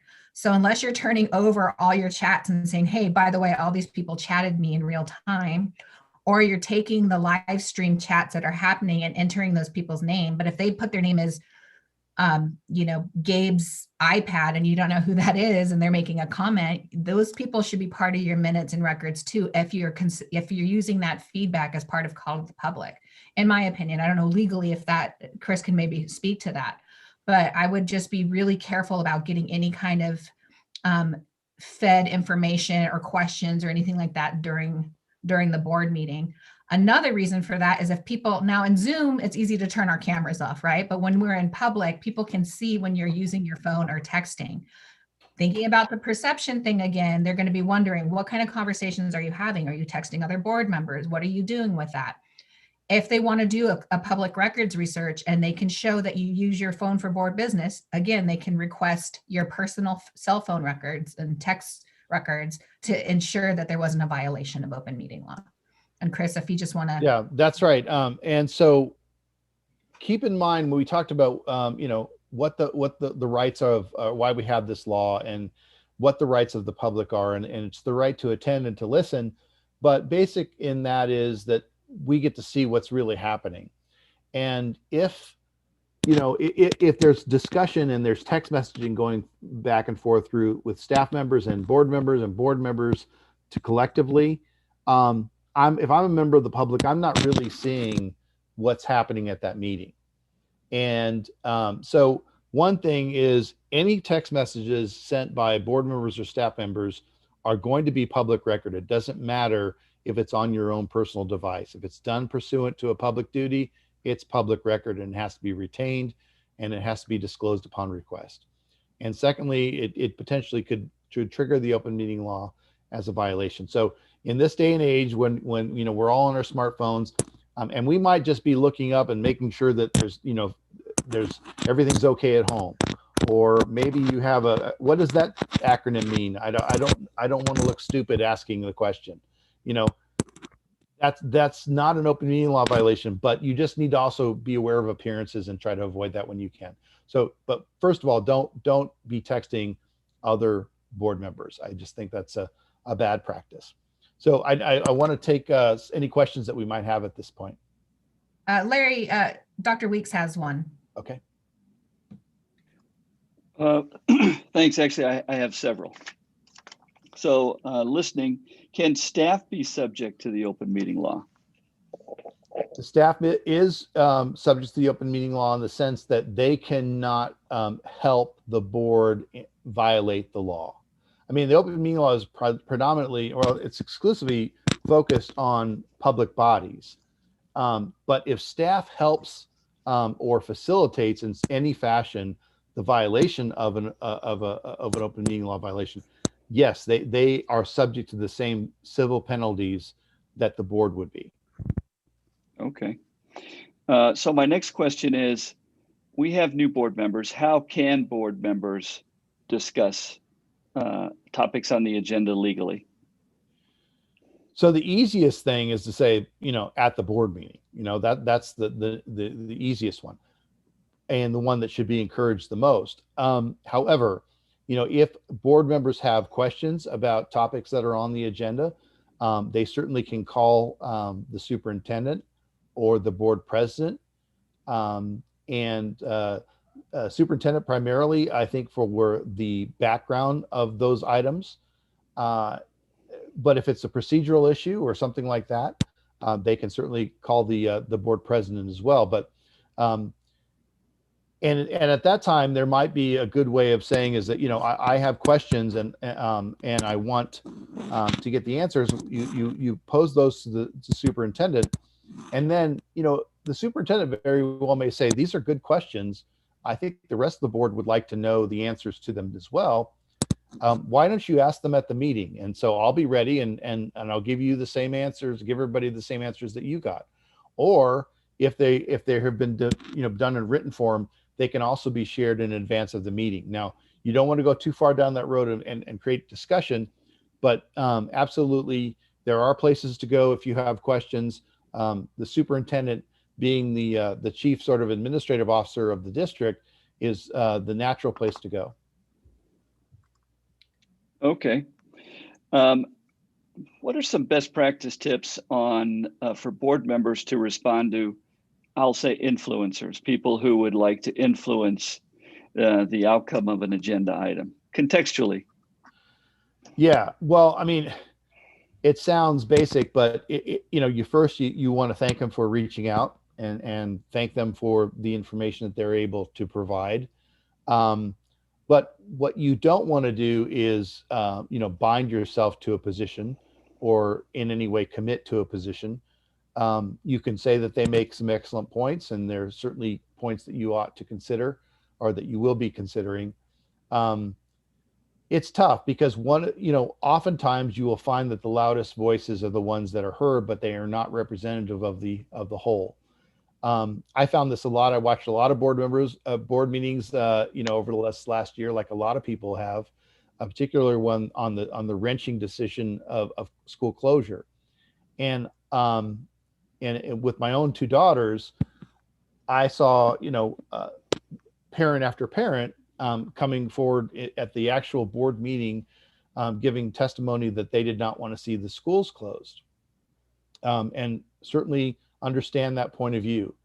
But the district had already done a survey, a full survey, where they had good participation that said that, 75-80% of the parents were okay with the schools closing, given the circumstances. But if you didn't know that, and all you did was respond to the people that were there, you would really get a skewed perspective. So I offer that example in the sense that the people that may be trying to influence you, whether it's in an email or a phone call or some other way, they may be the loudest voices, but they may not be representative of all the voices. And as Nikki talked about before with communication protocols, it's a challenge for the board to try to come up with those kind of practices so that you can hear all the voices, even those that are not coming to the board meeting and shouting the loudest. But in terms of interaction, I mean, as a board member myself, and I did get contacted about a lot of controversial issues, I would always just thank them for contacting me, invite them to come to the board meeting or to participate in some other fashion, and to say that I was going to take their comments into consideration when the decision is made. And here's the time of the meeting, and please, please participate. I'll Okay. add in there, we're going to go over this in the next section when we talk about communication protocols. I actually even have a little mini script to help board members begin to shape how they can respond when they kind of get surprised or put on the spot to how they can deal with that situation. And I'll also say, in terms of questions, I think it is best to ask the superintendent. And I know in our district, what will happen is if I pose a question to my superintendent or a member of his cabinet, it is our practice, it's our protocol that those answers go to the entire board. So what happens is the superintendent, I might email the superintendent or the superintendent of instruction a question, and then they will respond back to the entire board. We received this question and here's the answer. They don't say who the board member was, because they don't want to start getting people, oh, that's how that person's position is, or that's that person's position, based on the way that question might be formulated. They just simply say, we received this question. This is the response that we have. There are times where I may want to talk to a board member for various different reasons. Either one, we see things similarly and I want to see if they see this issue the same as me or not, if I'm missing something, or I might want to talk to somebody that I know tends to see things differently than me and I want to see what their perspective is.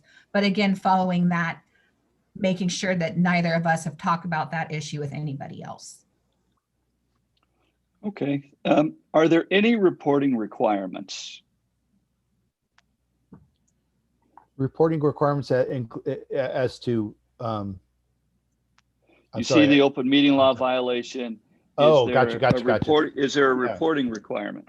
Yeah, no, I mean, there is no requirement, although, if you ask the Attorney General's office, they will always say we're going to treat people who self-report, with, a lot of leniency, in the sense that they realize that they messed up, and we either, likely will just say, you need to get some more board training. But there's no affirmative requirement on anybody to make a report of violation of the open meeting law. It tends to, come from people that, aren't just looking to make sure that the open meeting law is followed, but may have an issue with one of the decisions that was made. But the reporting requirements are, it's an optional report, and the Attorney General's office is the primary enforcer of the law.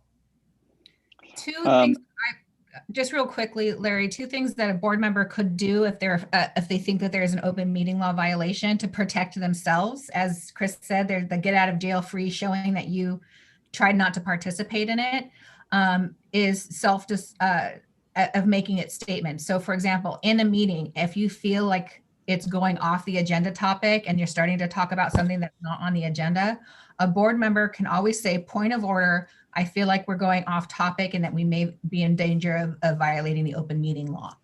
The board president will decide whether or not they're going to redirect or continue the conversation, but then you can make sure that it's in the minutes that you made that distinction, that you didn't want to participate or that was a concern for you. Similarly, in an email, say I've done this. I've said, hey, just so we know, this person replied all, nobody respond. Otherwise, we'd be in violation of open meeting law. Putting myself out there to say, I know that this is a violation, so nobody respond. And if they decide to respond anyway, I can at least say I tried not to participate in it. Okay. A quick question about social media accounts. So a board member has a private personal social media account where it's discovered that they've been conducting business.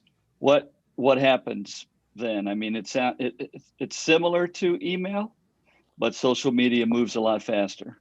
Yeah, it can be. It depends on, and this is sort of, we don't have a direct AG opinion on this or statutory language that covers it, although you could say it's general enough and broad enough to cover it. It's going to depend on who saw it and who engaged in it and what was the level of that engagement. If you're talking, Facebook, do you have, a quorum of board members that are friends, or is that post public and they're able to see it? Did they engage and respond in a discussion way? Same thing with Twitter in terms of, whether or not you're being followed or whether people are commenting on it. It's the problem is that even worse than email, your control of the message and who gets to see it can really get away from you, because it can be shared depending on your settings, or even people can cut and paste, even if it's not a shareable thing. So screenshots and things like that. So it's uncharted territory, but if you look at the basics of the law, it's covered, and we're just waiting for our first big enforcement action. But I always tell people that it's best to sort of keep things very brief on Facebook when it comes to your board activity. It's one thing to say that was a heck of a meeting, or going into a retreat, looking forward to doing great things for our kids. That's great, but talking about the substantive issues that could come before the board, and staking out positions and deliberating or debating it with other people, particularly on Facebook groups, where that could be really a problem.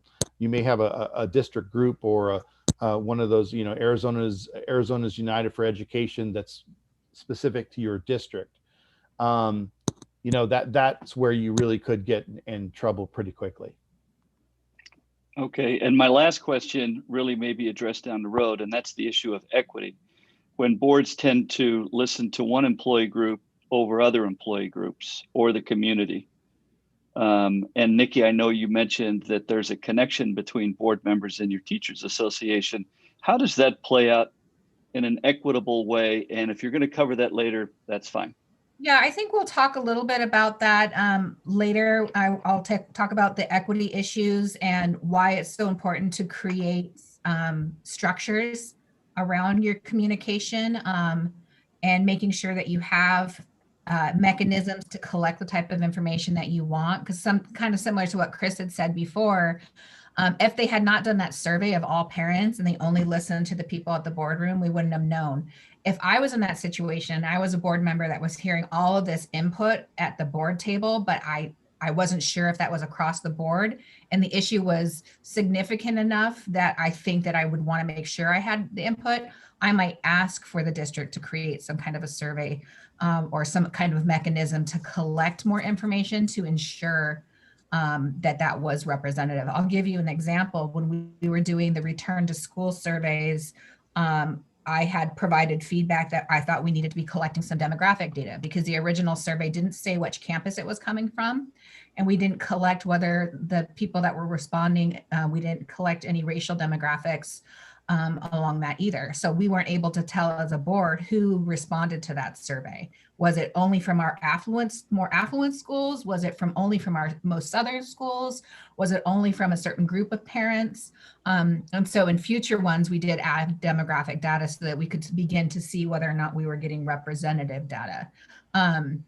So we can talk about some of that thing, but it's in creating the structures that we provide those more equitable opportunities. And we'll certainly get down to that in the next section. I'm going to go ahead and go through these last few slides of Chris's for open meeting law. Yeah. Can I just add one thing to that? Because I do think it's something, and I mentioned it before, BCA, you have that policy. I believe you have the model that's very close to that. But if you're talking about, listening to some employee groups and not others, there's a provision of BCA that's directly on point, and it basically says, as a board member, I promise to do certain things, and one of them is render all decisions based on the available facts and independent judgment, and refuse to surrender that judgment to individuals or special interest groups. So to me, that's just right on point, saying, like, I'll take lots of information in from everybody that's coming to me, but I'm going to exercise my independent judgment after I have all the facts. And that means, you know, gathering as many facts as possible and making sure that everybody has a voice. And BCA is our ethics, the ethics policy. Right, right. Okay, so going into the running of the meeting, we talked a little bit about that, but if you want to go through the next couple slides. Sure. So that the one of the things is that there's a procedure. There's a beginning, a middle, and the end. That there's a formal call of the meeting to order.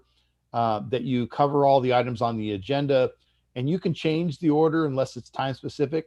Lots of boards use that adoption of the agenda at the beginning to move things around sometimes.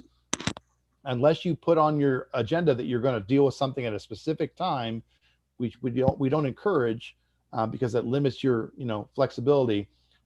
You basically can just move things around without regard to time.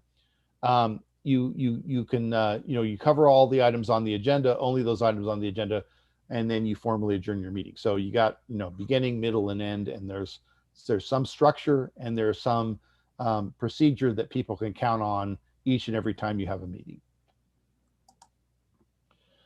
We talked about citizens' rights. They right to attend and to record, and then they otherwise don't have a right to participate in discussions under the open meeting law unless your own policy allows for it.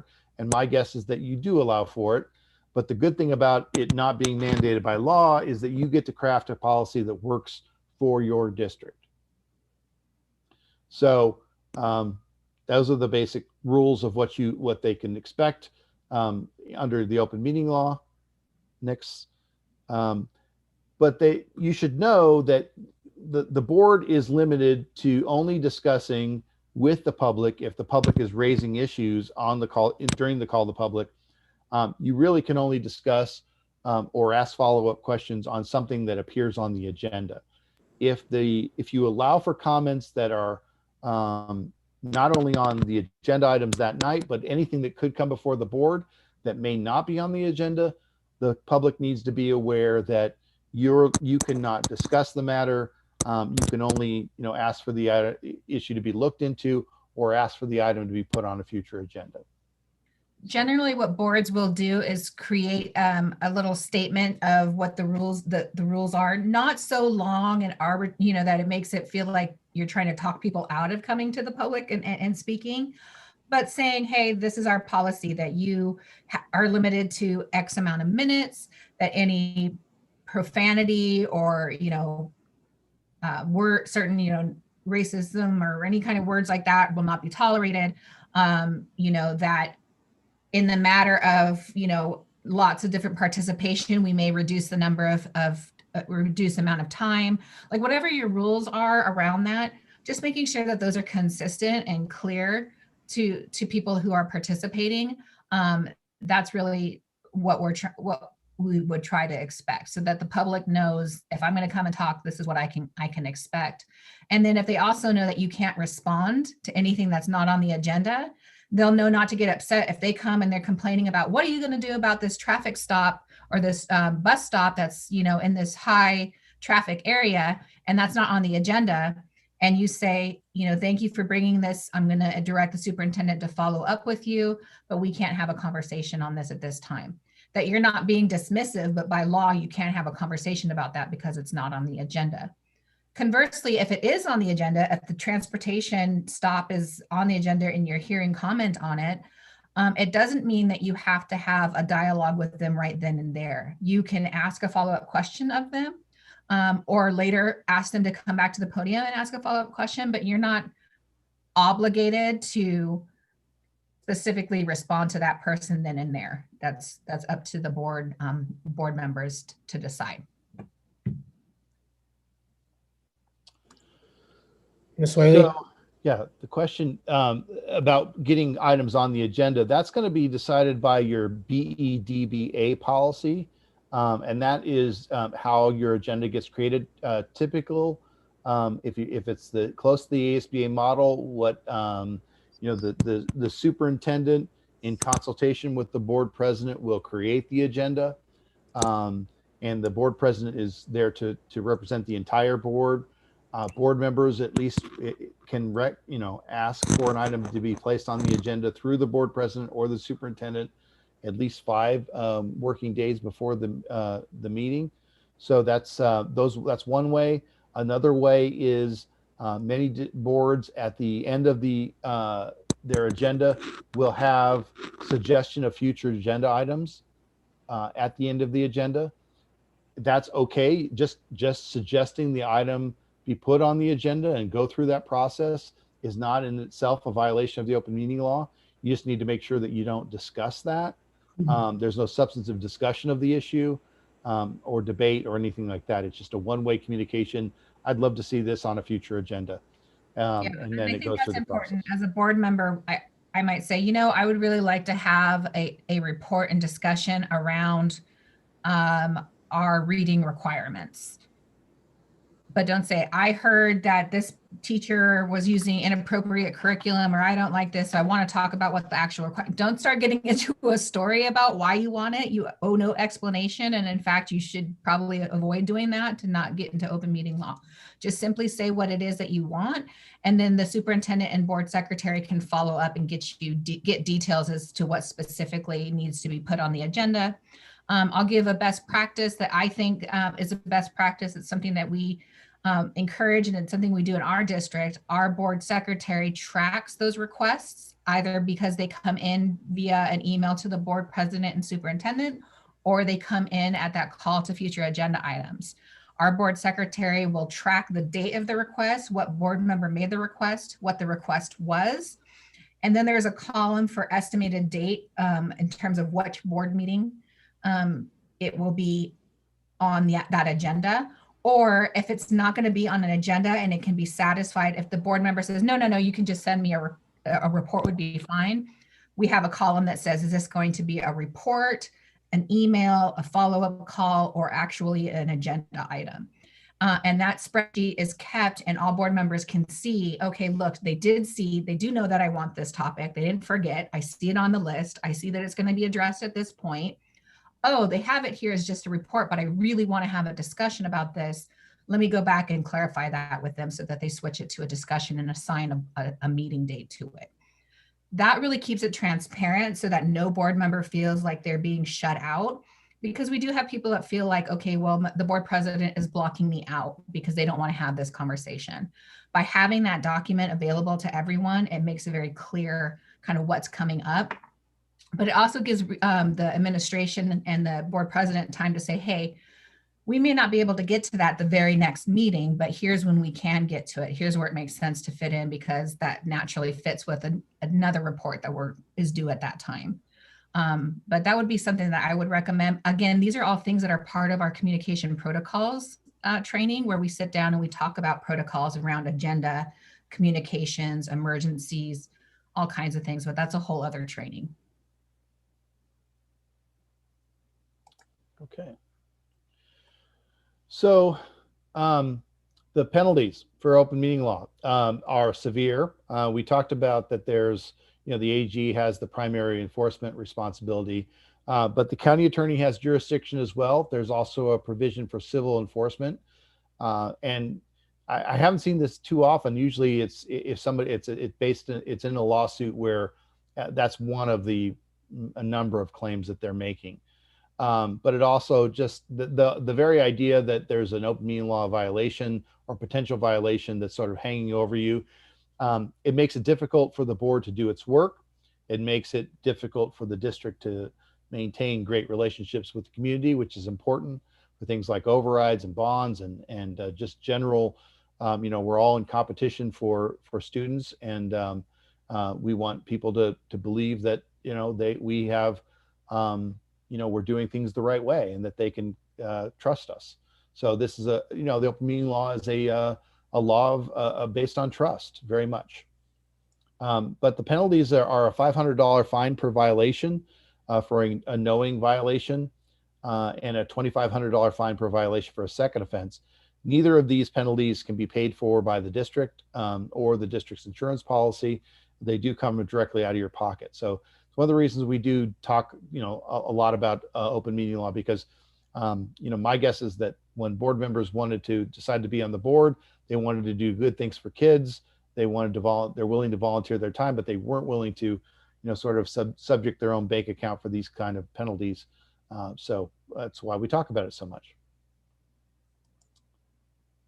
And as Nikki alluded to before, if you are the one board member or a couple board members that thinks you're off topic, there's ways of getting things pulled back in. But if you really are adamant that you believe the open meeting law is being violated, you can say so. You can ask that it be put in the minutes. And the last thing is you can choose to leave the meeting if you believe that that's happening. And the AG's office made it clear in statute and in their enforcement actions that they will look favorably upon that board member that does that.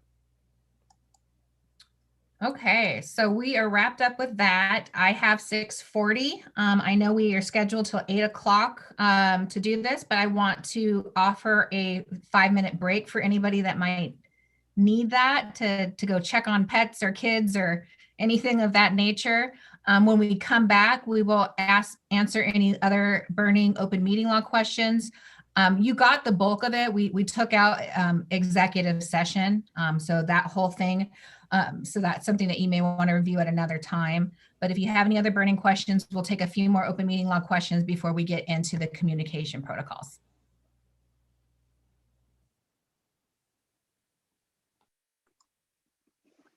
So Nikki, what time do you want us back?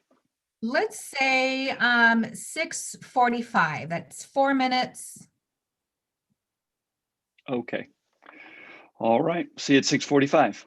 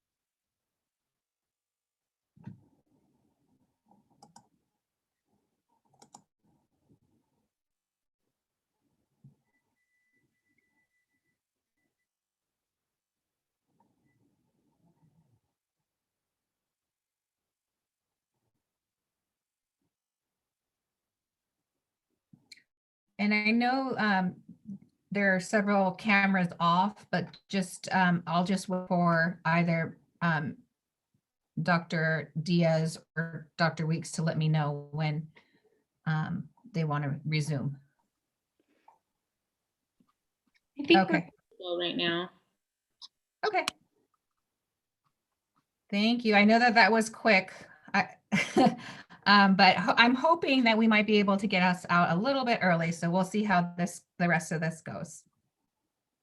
Okay, so we're going to move into the communication. I am going to review some of your policies. I want to preface this by saying that these are policies. I did check your policies and they are in line with this. You are using model policies. And so what is on the screen is actually what NixL has also ascribed to. So I'm going to copy and put in the chat. I put in the chat a link for a survey or an evaluation. It's just 4 short questions, but as we're doing these online trainings, we would love to hear your feedback on that. If you could take time to do that before you sign out this evening. And then right now I'm adding in here the link to Policy Bridge. So this is where you can find all of your policies. I'm not exactly sure where that lives on your district website, but I know that it usually links to our Policy Bridge. So I went ahead and put that there for the board members to see. So let's go ahead. We are going to take some time reviewing policy again, but I think it's really important to always root what we're doing in policy, because as leaders, as governing board members, it is our responsibility to make sure that we are following the policy that we ourselves approve. I know it sometimes can get a little heavy, but I will do my best to provide examples of how this works and what this might look like. We will also have time for conversation and discussion about strategies on how to approach some of the things that we're going to talk about.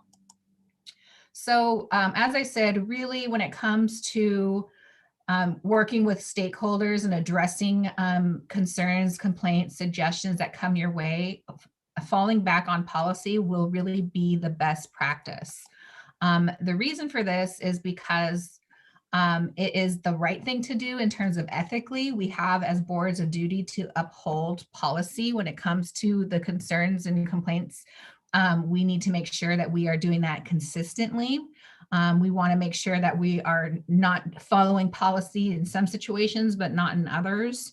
And so we want to make sure that our policies are being applied fairly across the board. Next is accountability. The boards have to uphold their own policies in order to set precedent. If it's clear that the board doesn't follow policies, it's going to be clear to the rest of the district and our other stakeholders that it's a suggestion only, that is not really something that we need to do. That equity piece that we talked about before, if we are inconsistent with the application of our policies, meaning that we follow them sometimes but not in other times, then we're creating an equitable environment that where some people are held accountable and some are not. Some are required to play by the rules and some are not. And then finally, legally, if we don't follow our policies, we put ourselves and our district in potential legal issues because we are failing to do what our policy says, which can open us up to litigation.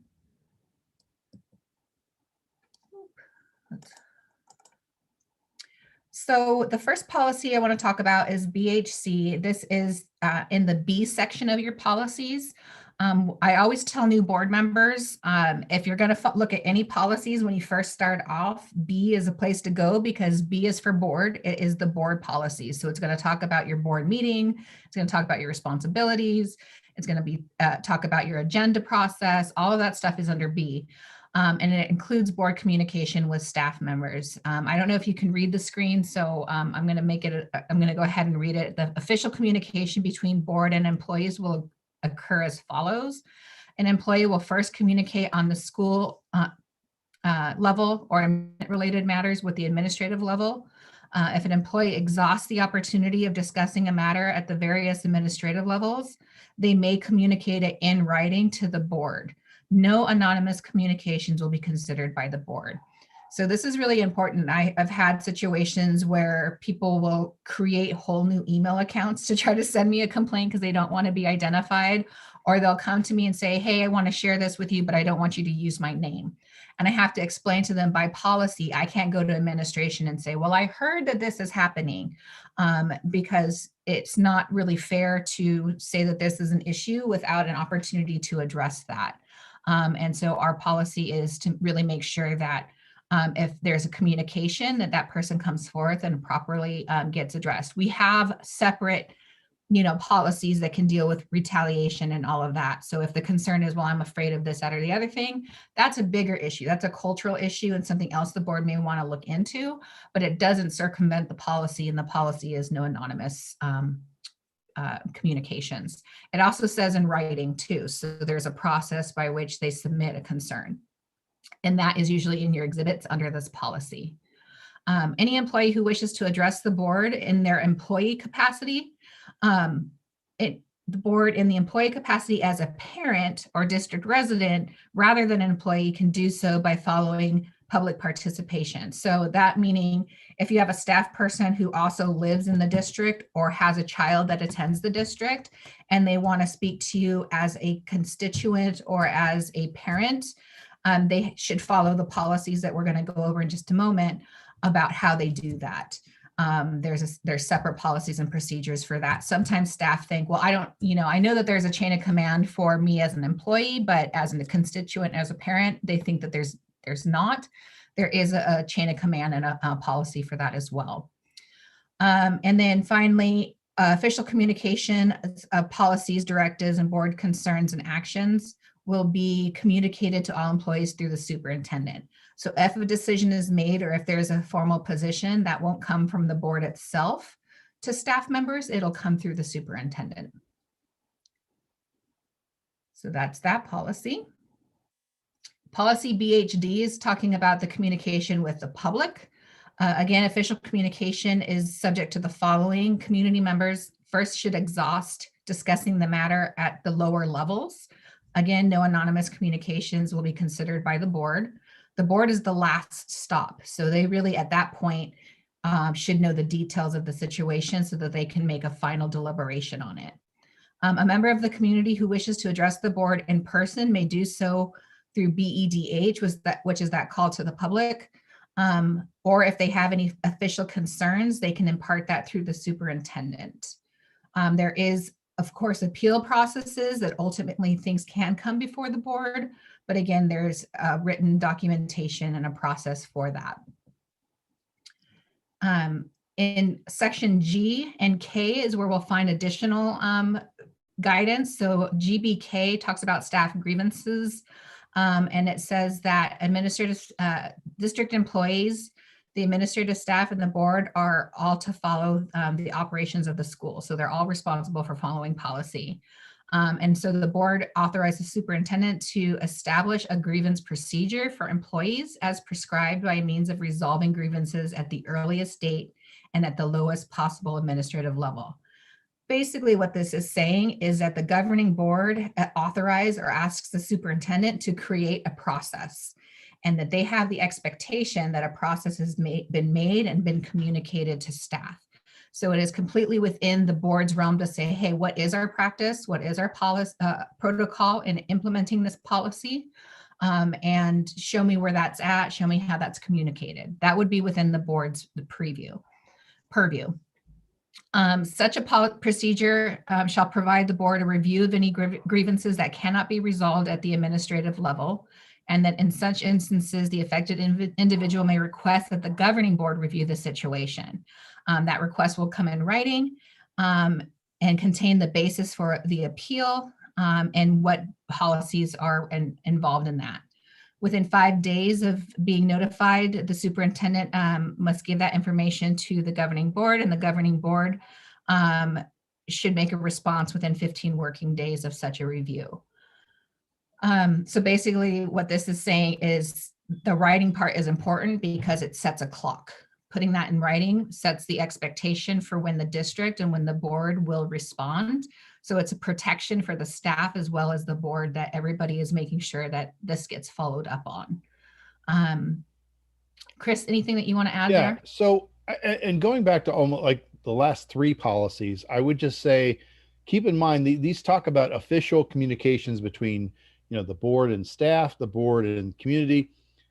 And why do we say official communications? Because in each one of these situations, we may be dealing with some sort of due process, either legal due process or procedural due process that's been afforded, in certain situations.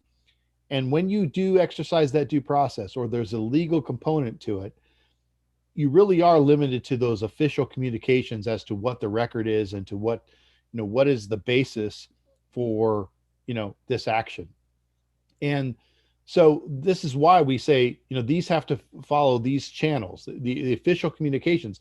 If somebody wants to go on record as saying that this is a situation that I have a problem with, that they're willing to put their name on it, they're willing to, go through the procedure of trying to resolve it first on their own, all these things before it gets to the board, because ultimately this may get to the board, and the board's going to have to decide these things based on the record. And that record is going to be those official communications and other information that the administration will provide.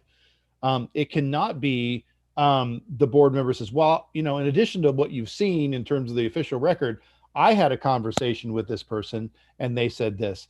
That is effectively, you're not going off what the record is, what the evidence is. You got to almost think of it as a sort of a judicial proceeding, in the sense that, the record is kind of all the things that we've agreed through policy is the fair information to consider in these situations.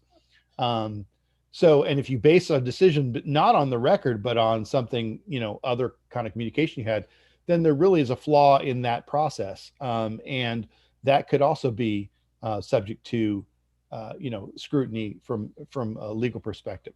So that's why I say that, just keep in mind, these are that's why we keep saying official communications, because if it's going to be resolved and this is ultimately going to go to the board, you're going to be limited to basing your decision on the record, which is those official communications. And if you don't follow the policy and you make any kind of statements or agreements or, say anything that person can then take, if it does get to the board and they don't like the board's decision, they may decide to take that legal action and say that you all didn't follow the process, or that you were impartial in making that decision because you had all these other conversations with them outside of that. So that leads you to that as well. Is that correct, Chris? Yeah, no, absolutely. And the idea is that you are going to be an impartial arbiter when it comes to you.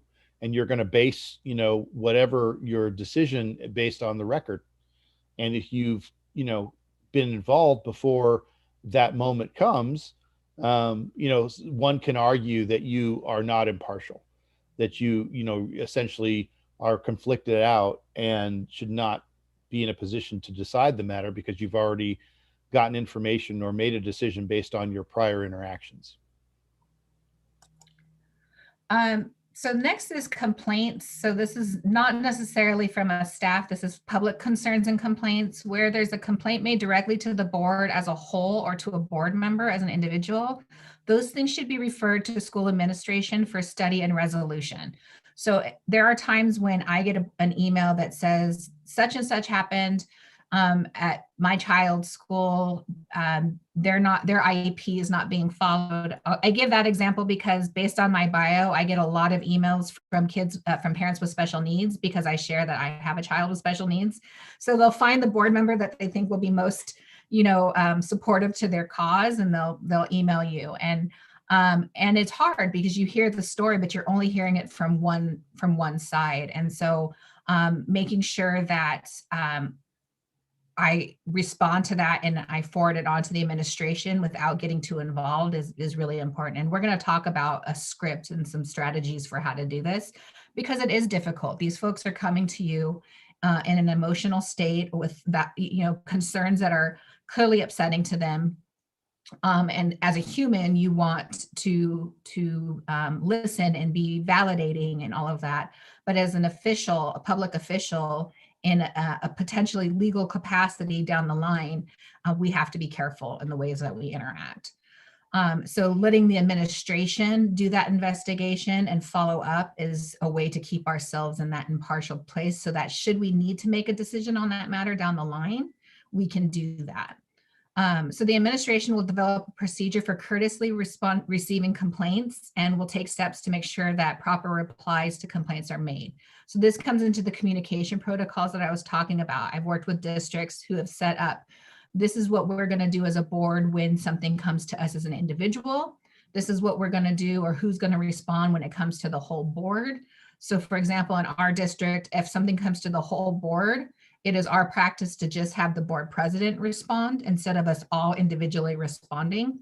And that's for a number of different reasons, but one is so that there's not multiple answers or multiple solutions provided, that there's one single voice, so that those things can't then be split and say, well, this board member said this and this board member said that, and what's the real story? Board members can consider hearing citizens' complaints when they have not been resolved by administration. Those matters referred to the board as a whole must be in writing and should clearly identify the problem and specifically state the desired action. The board will not consider or act on complaints that have not been explored at the appropriate administrative levels.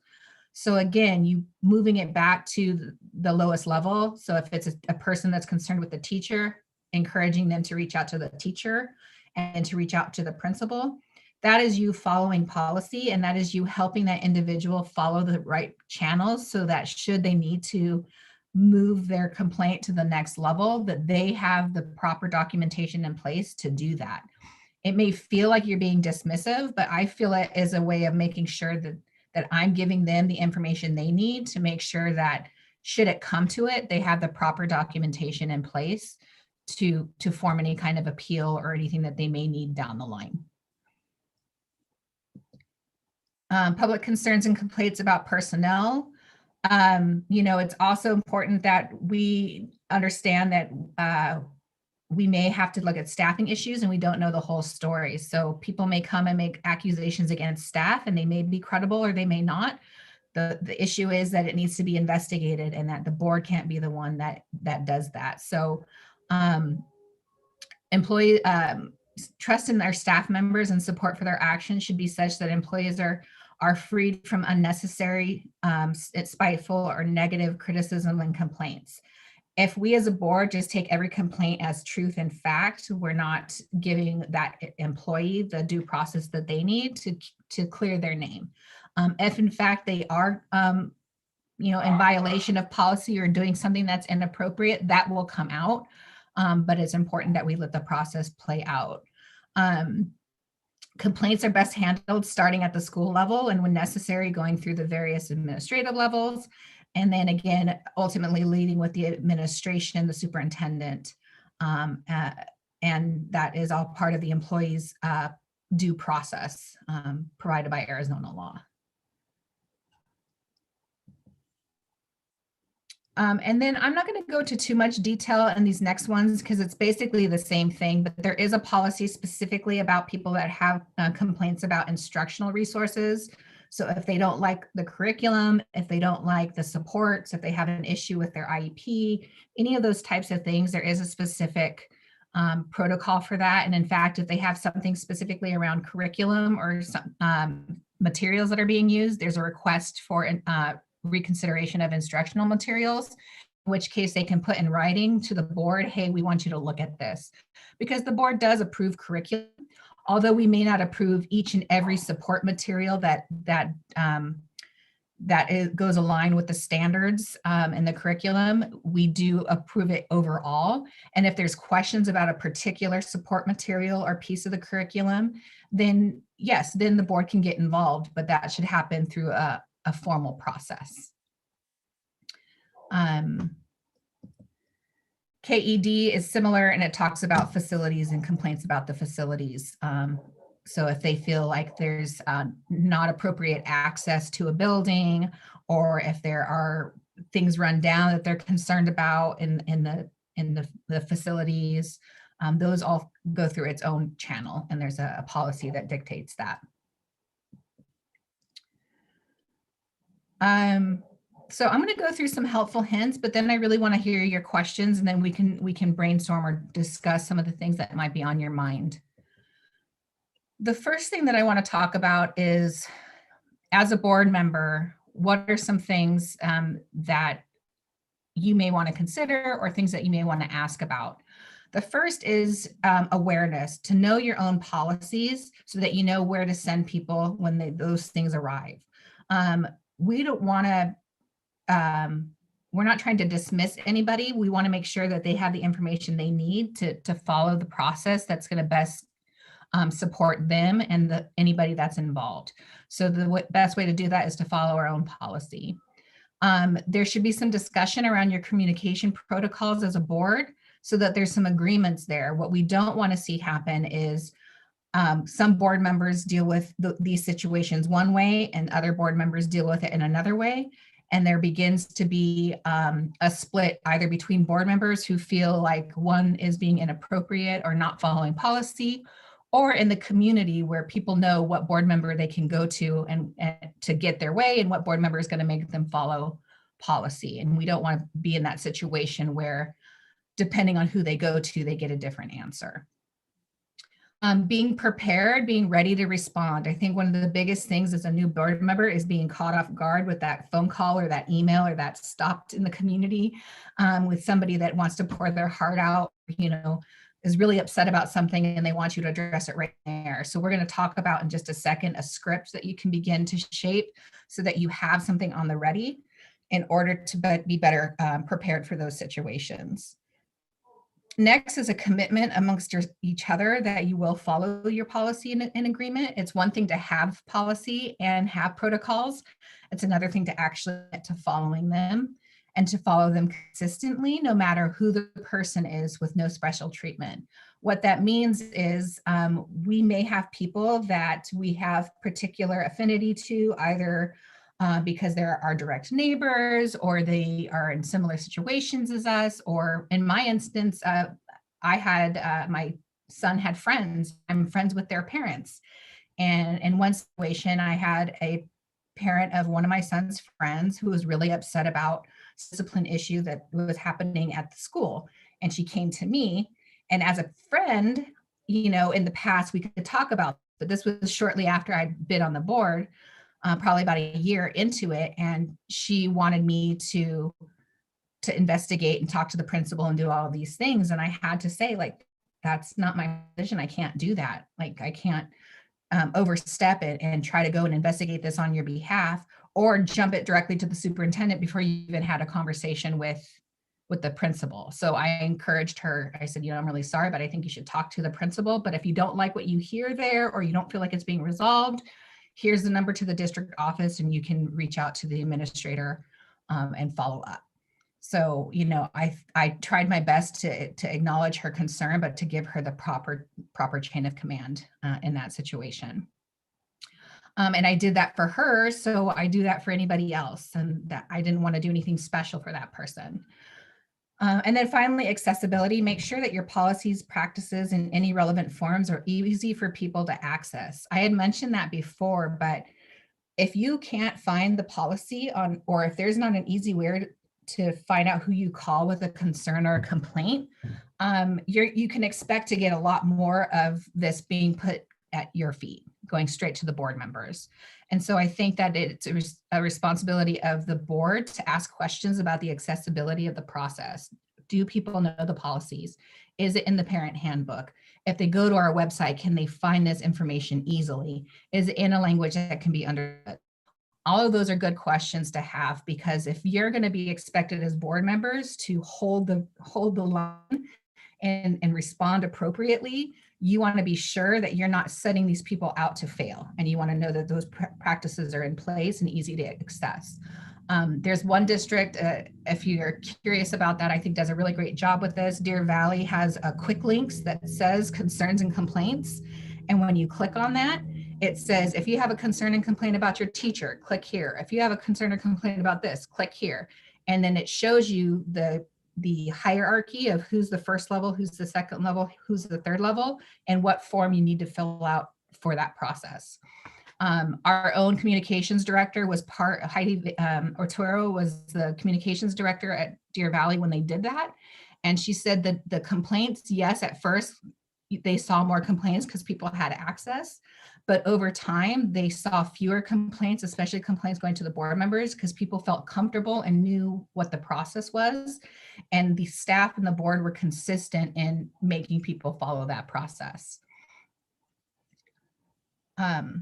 So as I said, this is the script. This is my kind of in the pocket of what I say when people reach out to me. I call it thank, acknowledge, refer. So first you thank the person for taking the time to reach out to you. Thank you for taking the time to reach out to me, or thank you for sharing your input, or anything of that nature, just acknowledging that they did take the time to reach out to you. Acknowledging whatever it is that they wrote to you. I understand that you're upset, or I understand you have a concern about, so that they feel like you heard them, you know, that you correctly identified what their issue is. We do have a policy on taking concerns and complaints. If you want a link to the policy, that is appropriate too. I encourage you to reach out to the principal at your school or the teacher at your school. If they said that they've already done that, you can say, well, I encourage you to reach out to the superintendent. I can forward this along to them if that's what you want. And I would forward those concerns as a heads up to the superintendent, because that way, if it does get elevated above the campus level, the superintendent already has that kind of on their radar. So that's one recommendation there. And like I said, the other recommendation is making your process very transparent. And that's really all I have in this area. So really it's now open to the board and staff if they have any questions or want to talk through any particular scenarios. Now would be the time for that.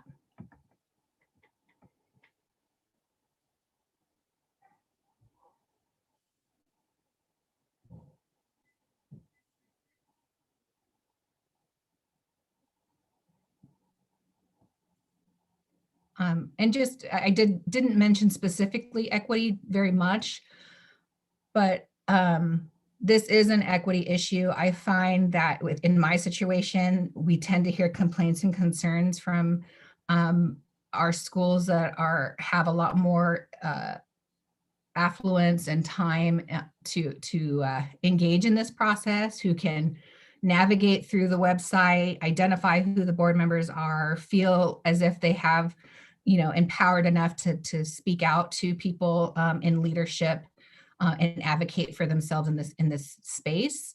And so I think that for me, when I only listen to the people that are in my sphere of influence, or I only listen to the people who are capable of jumping through all of those hoops, then I'm not really listening to the full constituency. I know there's lots of times where I will bring concerns, and sometimes the feedback is, well, we haven't gotten those concerns in writing, or we haven't heard anything from, you know, any calls to the principal's office. That doesn't mean they don't exist. It just means that those people aren't aware of or don't feel empowered to use that system. So my solution to that is to create opportunities for that. So one of the things is to advocate for better communication calls, or to create a plan to get that information in front of our parents, or to create a survey or a task force and put some parameters about what should be on that survey, or what kind of representation you see on that task force. For example, we have a family and community engagement task force, and it has family members, parents, grandparents, caregivers, staff, community members, and of the staff, there's social workers and different things like that. And I explained that it's a family and community engagement, but it's 85% staff. And of the like 5 parents that are on the board, all of them are from one area or of one ethnicity, which is not representative of our community. So I've definitely put that back to the administration, that I would like to see more representation and to know what their efforts have been in order to engage those particular communities. Not just, well, we put the flyer out to everybody, but what specifically have we done to identify this gap in participation? Those are all appropriate things for the board to do, but it's asking for those structures, because remember, we do have some insight on the structure piece of it. We don't want to circumvent policy because we feel like it's the right thing to do. We don't want to be part of the problem. We want to create solutions that are going to be better at serving our families and our communities.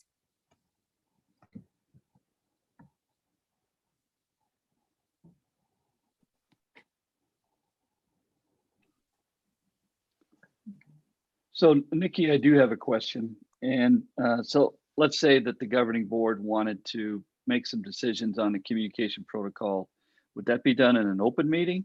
Would that be done, would that be facilitated by Dr. Diaz or myself, through email? How do governing boards typically identify those communication protocols and then make them public to the community and to folks?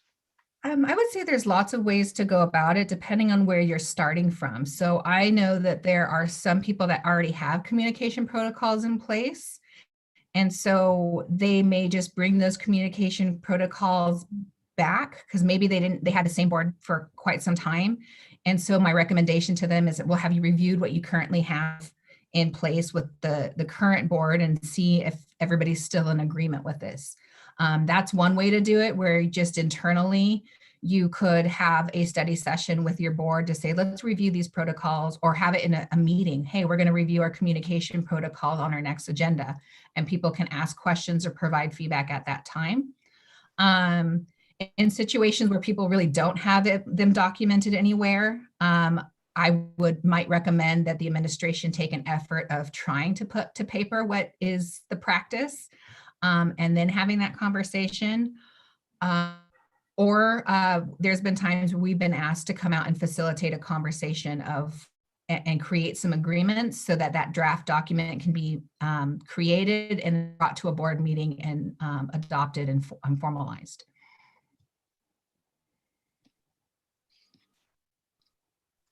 Okay, thank you.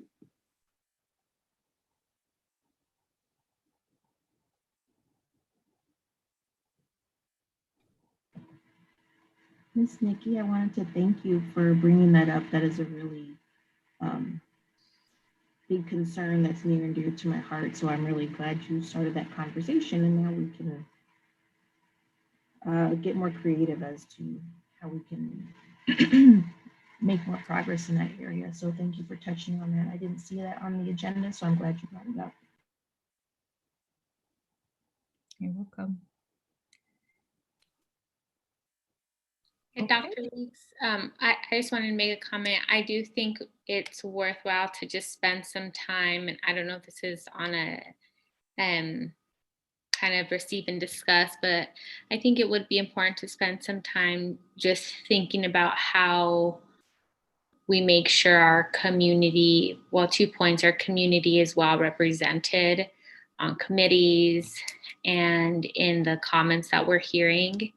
And then just really thinking about the process flow and how that has been displayed to our community and our parents. Do they understand the right channels? Do they know how to get in contact with people? So those are just some of the things I'm thinking of right now.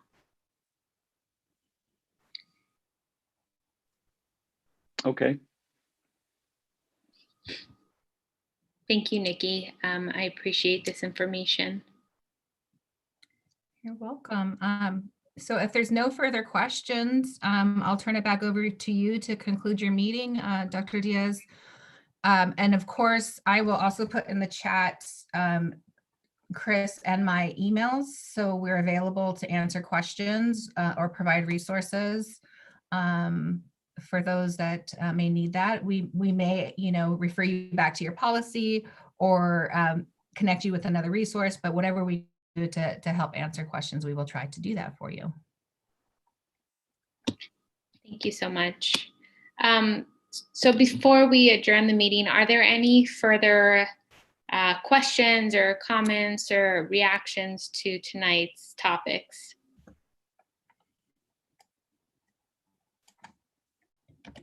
This is Dr. Vink. I'm just wondering, Nikki had mentioned a tracking process for the agenda requests. And I'm just wondering if that is something that we already have in place, or how we are currently keeping track of future agenda item requests. So Dr. Vink, this is something that Dr. Diaz and I and Mr. Harris have been talking about for a long time, different strategies and different ways to do this. And I believe at one point we engaged legal counsel, got some legal advice on this. And currently what we do is when a governing board member at the end of a meeting requests a future agenda item, we'll write it down. I'll write it down. We'll write it down, and we'll begin the process of determining, you know, which agenda item or which board meeting this agenda item would fit.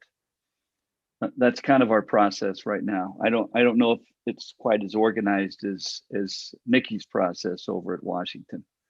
So we should probably take another look at that and get back together as a group and finalize how we're going to do this. Nikki, it sounds like, to me, you just have a simple spreadsheet. I love the idea of being able to see those requests in writing and where they're kind of at. So that I think would be helpful for me. Yeah, Dr. Weeks, I know that we had made some headway on creating some type of form. So if you could just follow up with us on what that looks like. I mean, I keep track of board requests too, my own, but I do think it's helpful for it to be in one place so everybody can see it. Yeah, I don't disagree. It's just something we need to get done here.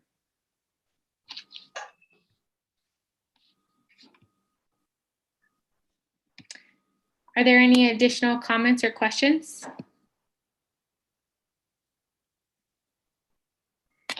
Okay, well, thank you all for your time. I appreciate you guys coming out to present today, Chris and Nikki, and I see that you shared your contact information in the chat, so we'll make sure to reach out to you if we have any additional questions. And with that, the meeting is adjourned at 7:23 p.m. Thank you. Have a good night, everyone. Good night.